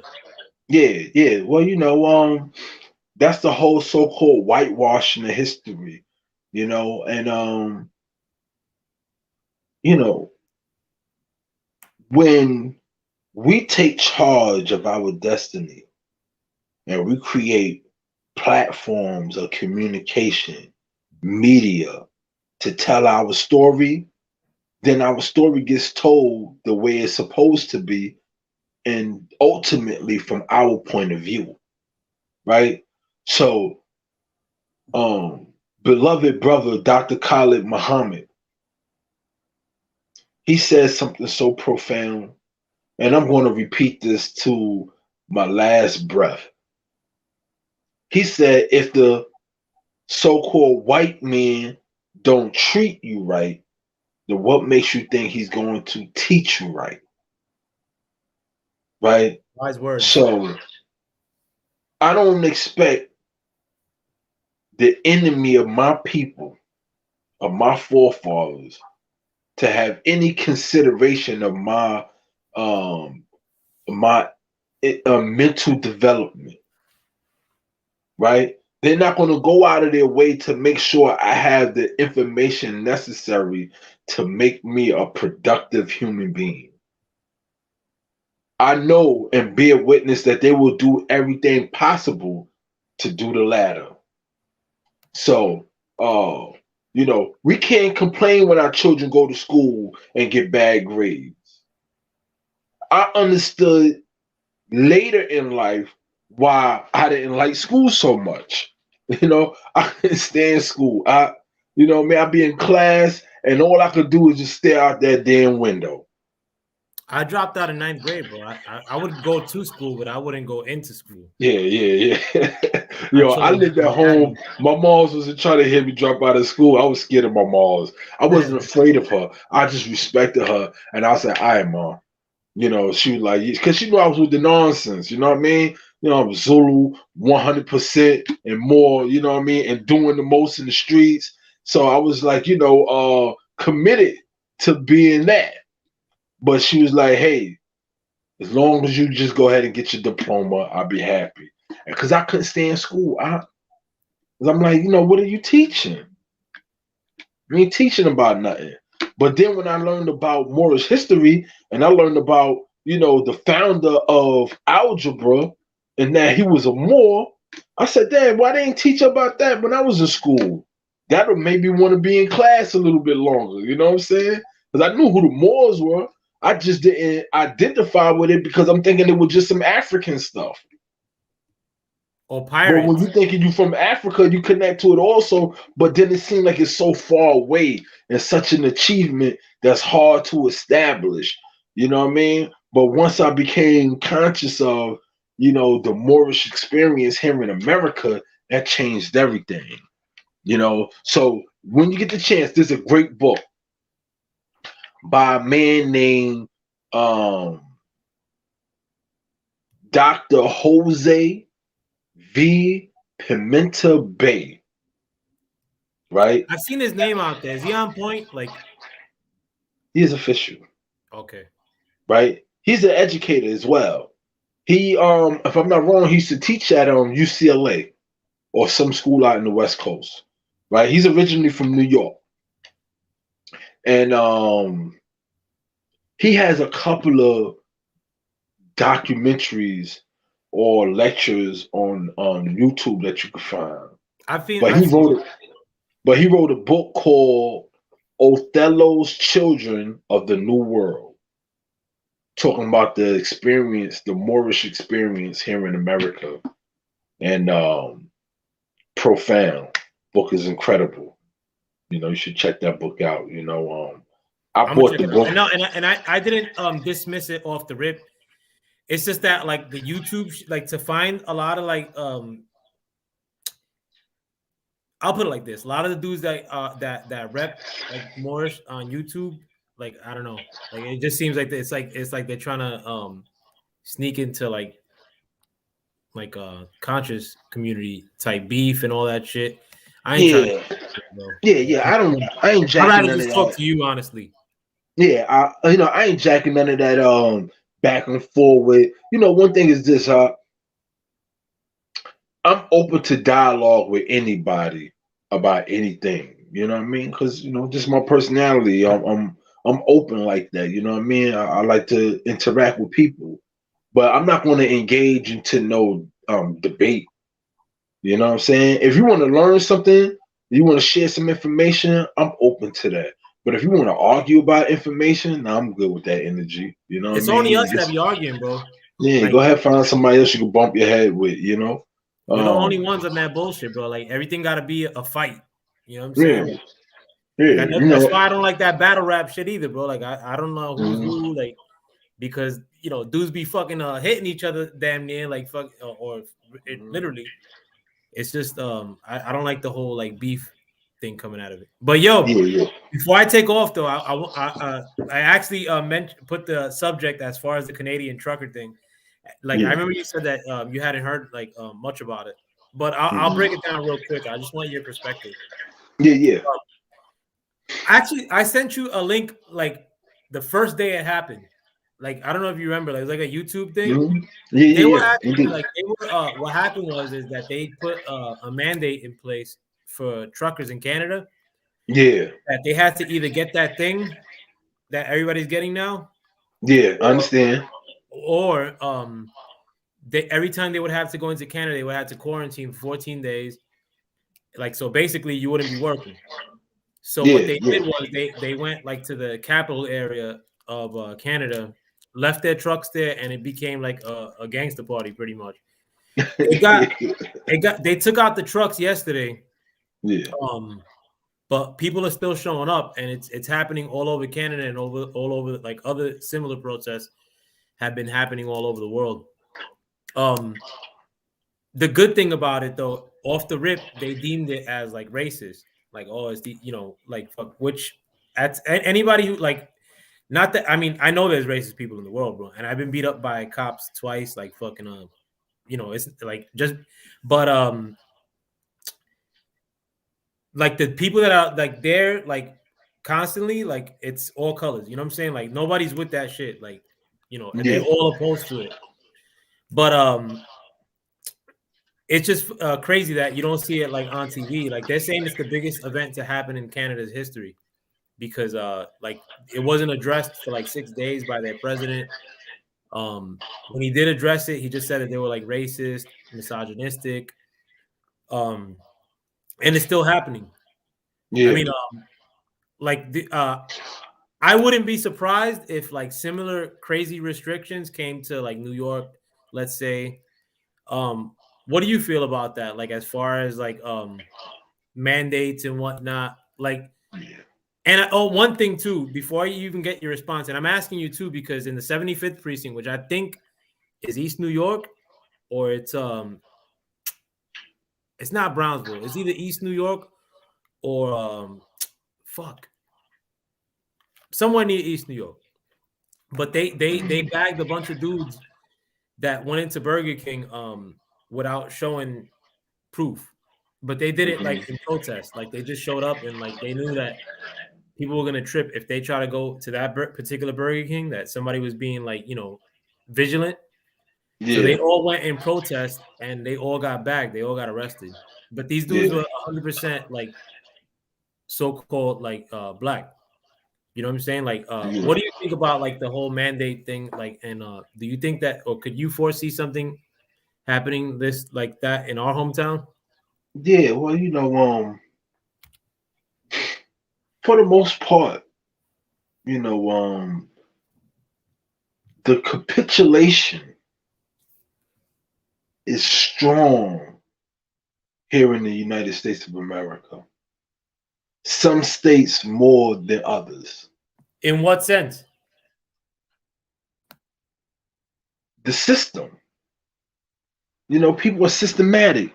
They're institutionalized with the way this machine is working. So it's like, hey, if they say, you know, you got to do this because you know, we have a mandate, and then our mandate says you can't go to work without this, right? You can't go to eat in the restaurant that you love without this, And then it's like the people saying, "Hey, you about to change my whole reality. Everything that I thought was real, you about to alter that." And these people being subjected to being home for long periods of time, and they say, hey, they're looking for this normalcy all over again, right? And they wanted to go back. They want things to go back the way they remember it. People will fight for that. They will fight for things to remain the way it was than for there to be a new situation. Oh, well, that's another thing too. Rebellion. My bad. Yeah, Because Canada right now declared an emergency order, which is basically a temporary um suspension of like the Constitution, basically, like their rights. So if you what they said yesterday, like this is not like guessing. Like they actually put it out there, like that they retained video of everybody who was at the protest, or they're gonna like look through yeah, video of everybody who was at the and they're protest. gonna hunt them all down. So hold on, let me ask you a question: are these citizens, these truck drivers, are these citizens of Canada, or are these people from the U.S. that's going back and forward doing No, business? the dudes that were pulling up were mostly from Canada. By and large, it was like all Canadians. But what they Okay. started doing though too is that if because they had like a GoFundMe type shit, like the Mm-hmm. GoFundMe shit got shut down, like where you could donate to it. Then they brought Yeah, it to another website called Give Send Go, that got shut yeah. down as well. But they All right. actually put an order on top of that, that if they found out that you contributed to it fiscally, that they could freeze your bank account. Mm. They also put a order in place, like where they're basically going to be investigating people who attended and people who contributed months down the line after this so-called emergency is over. You know, Yeah, but I think they did that. I mean, because everybody got to be scared about that, like the fact that they could freeze your bread and all that shit. But I yeah, think that deeming those people misogynistic and racist, and I see that online and all over the place. Like, if you don't agree with certain like dumb shit, like, oh, it's like, fucking misogynistic, or like, like as if you're some fucking beating broads and shit, or if or like they'll say like you're a fascist, like was basically like Hitler was a fascist. You know what I'm saying? Like what like I see it in a sense like they like it's not like over here feeling bad for like white dudes in a sense like for being labeled something that they may not agree with. But I think like now like if they want you to feel a certain way, they'll just throw that term out there and go as far as trying to freeze your bank accounts. Like you know what I'm saying? Like so like I like do you think that's something that we should that you could see coming here like domestically or Yeah, something? well, you got some states, that are not with the nonsense. Mm-hmm. The two popular states are like Florida and Texas, right? And there may be other states or political figures and populations in other states that may be anti that program as well, right? But they're not necessarily speaking up, might not necessarily be taking a stance in it. So will it happen? I don't know. There's a possible war about to get ready to happen right now in Russia. You know what I'm saying? And I can't say yay or nay, but I know this. Would you be surprised that I meant to say? No, I'm not gonna be surprised. But guess what? I'm gonna tell you this. In the beginning of the whole experience, right? When it first introduced itself to us in early 2020, right? I remember when it was telling everybody to stay home, don't go outside. And I'm still working, I do construction for a living. So, I'm traveling back and forth from work to home. I'm on a train and the trains is damn near empty all day long, right? And police is out heavy. I don't even think I was wearing a mask yet. I think I was just like, I want the police to say something to me. You know what I mean? But the police is wilding. You know who they was wilding on?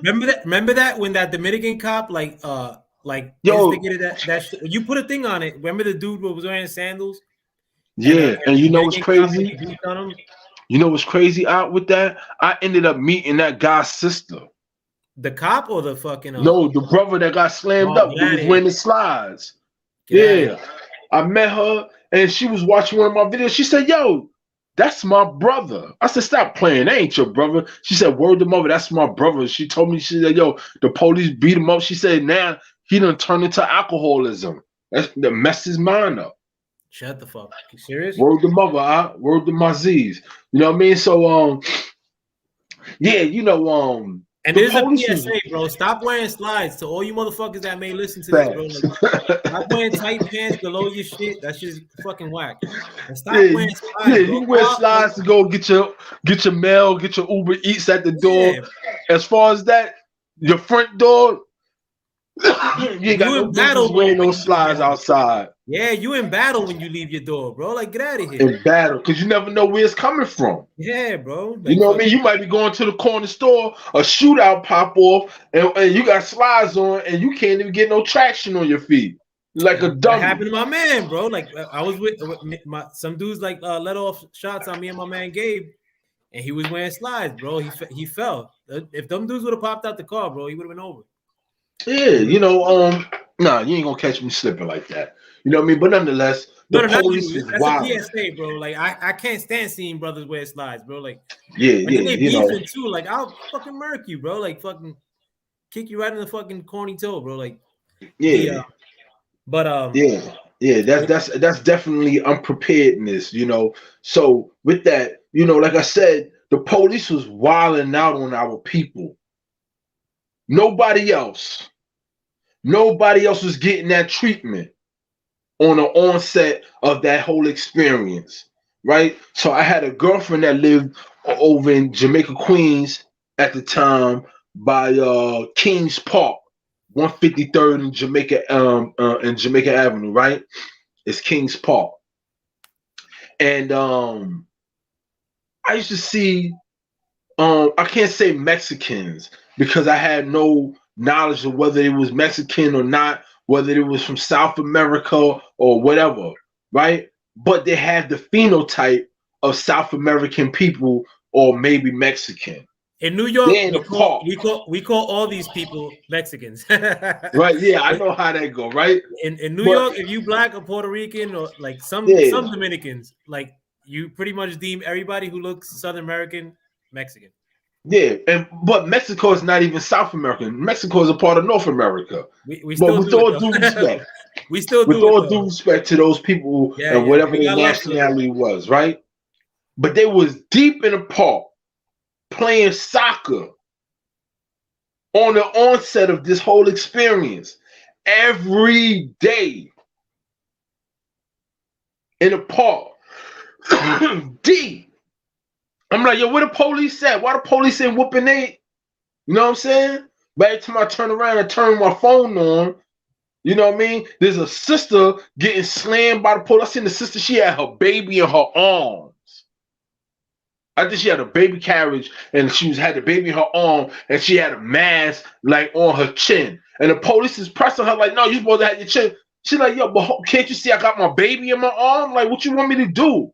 You And know you what I know, mean? because I remember this little time period because it was there was like a nice chunk of time that summer, I think, where they were tripping out like that. Police And is going in. yeah, and it was during the time with the so-called newfound love for black people, and you barely got mentions of that shit. That shit came and went, bro. It Yeah. like right now they're showing like video of like these two like a Latin kid and a black kid getting into a fight like in a mall a couple days Mm-hmm. ago, and like Uh-huh. they're saying that like the cops should be fired based on how they arrested them. That shit was kind of light compared to like that Dominican dude jumping on that black cat with the sandals Yeah. Yeah. and all the other videos that were coming out in New York during that time, like with And the ill thing about the brother who got body slammed wearing the slides, right? That happened in Harlem, right? The ill part about that is the brother, he was just walking by trying to go to the store. And the police was trying to get him to go the other way. And he was like, nah, man. Like he was doing his own thing. And the Dominican cop was just like, overzealous with being a police officer and feeling like he trying to had the impress. power of, of judge and jury, and he could do whatever he want without any accountability, overdoing his job. And then you seen the thing that happened in Brooklyn, with all of the young people, and I think one cop, one brother, he just squared off from the police, It was so much stuff going on. And I was just like, and now they talk about, the police can't make nobody wear a mask. But the damage already been done. Yeah, word up. You tried it on us first. Yeah, on us. Nobody else. You got the PR off us first. Nah, not for nothing, bro. Like, and sorry to the Latin cats, bro. Like the cops that beats the most in New York, bro, is Latin cops, bro. Latin cops are the biggest pricks in New York City, bro. And they always try to show off for the white cats, bro. Like honestly, they try to show that they're mega cop, and they always do it to us, bro. Yeah, I say this, Aki. Real talk. I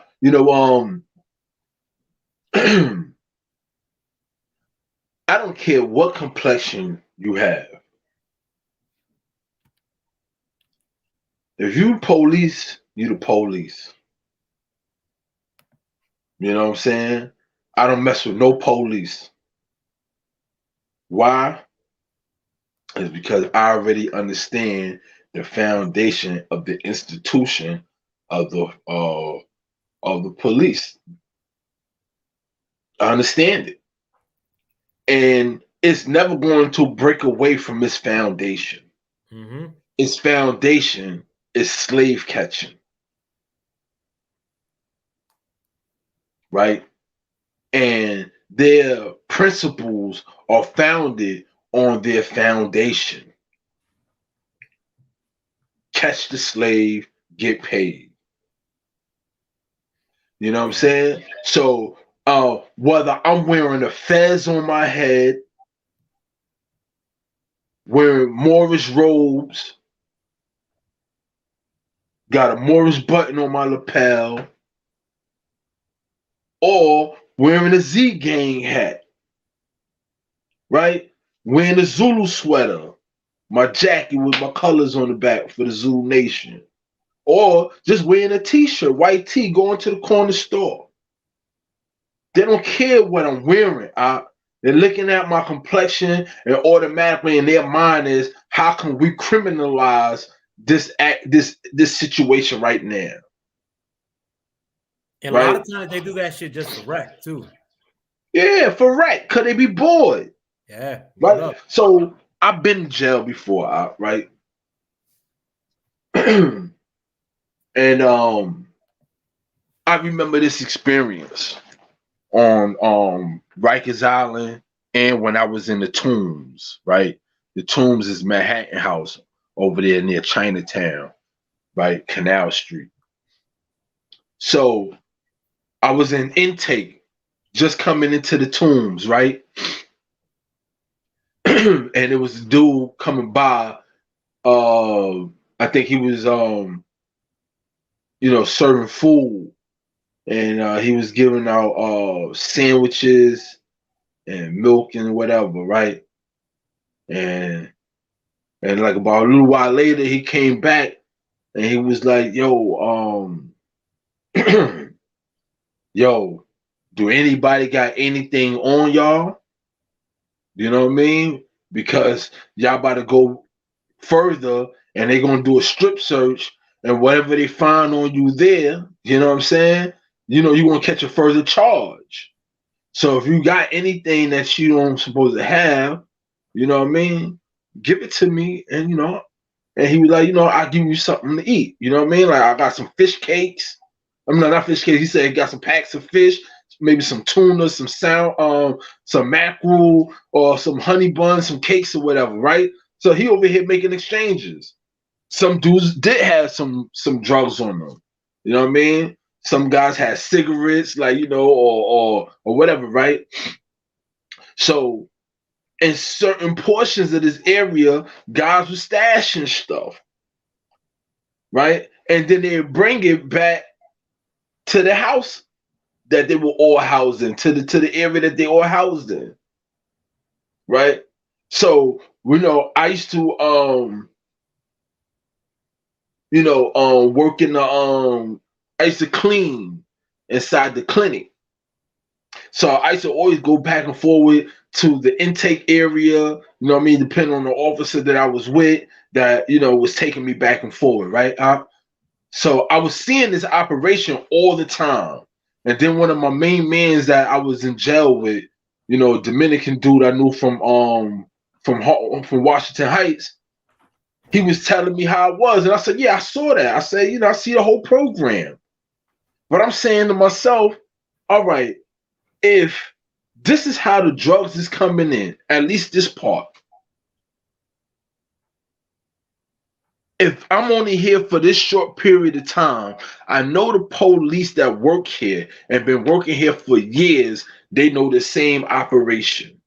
They know the same program, right? The guy who work in intake area, he's going around and he's trying to find drugs on the various people who just came in the building. You know what I mean? Guys that's going to court, just got locked up, going to court, and he's going there and finding stuff and bringing it back. So they keep this thing going on. They perpetuate this system of drugs coming into the building. Why? Because it keeps the police relevant. It keeps the correction officers a job. Because if there was no drugs, no gangs in the jails, there would be no need for all these different task forces that exist in the jail system.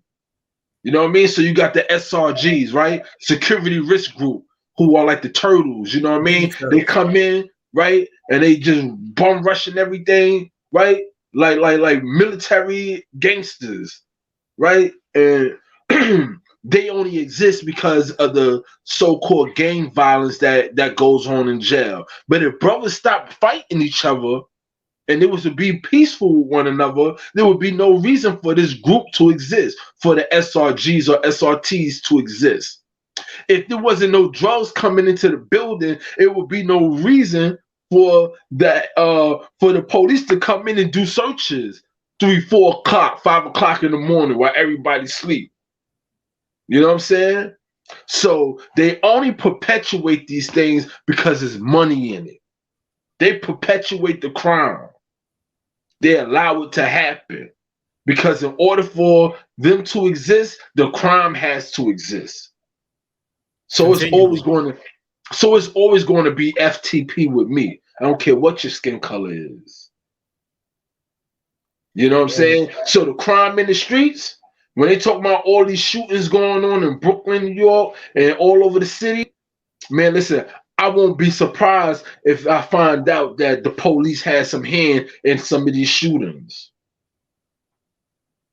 Because it's easy for a cop to take his uniform off and put on street clothes and go into the hood, into the projects, and start shooting. Or just anybody, to raise up the crime. Or some outside agent in general, you know what I'm saying? Like, yeah, I always think that. Indeed. I'm not surprised. Especially Chicago, bro. Yeah. I think that shit like that pops off in Chicago all the time. Yeah, stuff like that happened in Chicago all the time. Stuff like that was happening in LA too, with the gangs. Yeah, you know what I mean? Police was instigating conflicts with different neighborhoods. But I think a lot of times it's not even a question in my eyes about keeping them gainfully employed. They do that shit for rec too. They do that shit because they like doing it sometimes. They're assholes. Yo, but I gotta cut off though, man. Like, yo, you already know, baby. We got a bunch of shit we gotta talk about in the next one, bro. Like, you already set us up, like fucking But let the people know where we can find you, Mr. Ray Baker. Yes, indeed. Yes, indeed. Again, Art, Beats, and Culture. That's my YouTube page. Check me out. And you can find me on Instagram at DBIC_BRAND, right? And you can check me out right here. This right here is my cologne right here, right? A little flyer I got. Baja La Ponte's men's fragrance. And I got my QR code that's on it. Hopefully you can see it. You can see it clearly out? Yeah, I know we got the light. It's scannable right? too. It's scannable, right? Yeah, from that angle, it's scannable. Yes, indeed. Yes, indeed. So, yeah, DBIC_brand. And then my website is www.dbicbrand.com, right? We can go and make a purchase of my Baja La Ponte's men's fragrance. You know what I mean? Maybe the next conversation we have, we could talk further about this cologne, introduce to people what's going on over here. Put the barcode up one more time. Like, I gave you the screen in its entirety now. There we go. Definitely, man. Yo, are you if you're with it, bro? I'd like to have you come back next week too, man. Yes, sir. Yes, sir. I'm with it. Just holler at me, you know what I mean, in advance like you did earlier. You know what I'm saying? You know, I'm a bit tired. I've been running around all day, working out and all that too, you know what I mean? But you know, I'm with it. You know, you my brother, man. We go back a long time. So, you know, I'm down for what you down for. Nah, word up, man. But thank you for coming though. Nevertheless, man. Like, and I'm serious about my offer. I hope you do come back. Yeah. Shout out to all of the subscribers over here at Foul Players. You know what I'm saying? I'm definitely staying in tune. I like the dialogue. I like the information that's being expressed here. You know what I'm saying? Don't forget to come over and check me out over at Art, Beats, and Culture. You know what I mean?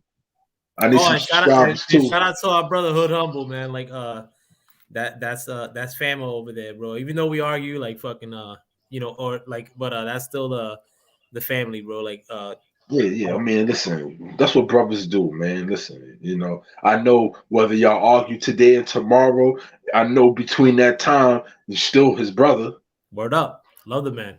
You know what I'm saying? You know, RIP our brother, our other brother, Drag. You know, RIP all the other ones that are lost along the way. Like yes, sir. You know, that's family.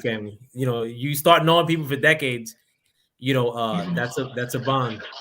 Yeah, you already know. You know what I mean? Some things just never change, and I'm grateful when the friendships don't change. You know what I'm saying? Definitely, man.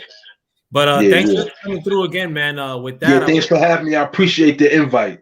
word up, bro. And I want to thank everybody who comes through, who came through earlier and who watches this after the fact. And thanks for stepping into the Foul Play Land with me. As always, I'm your Foul Player. With that, I'm out. Peace. Yeah, yeah.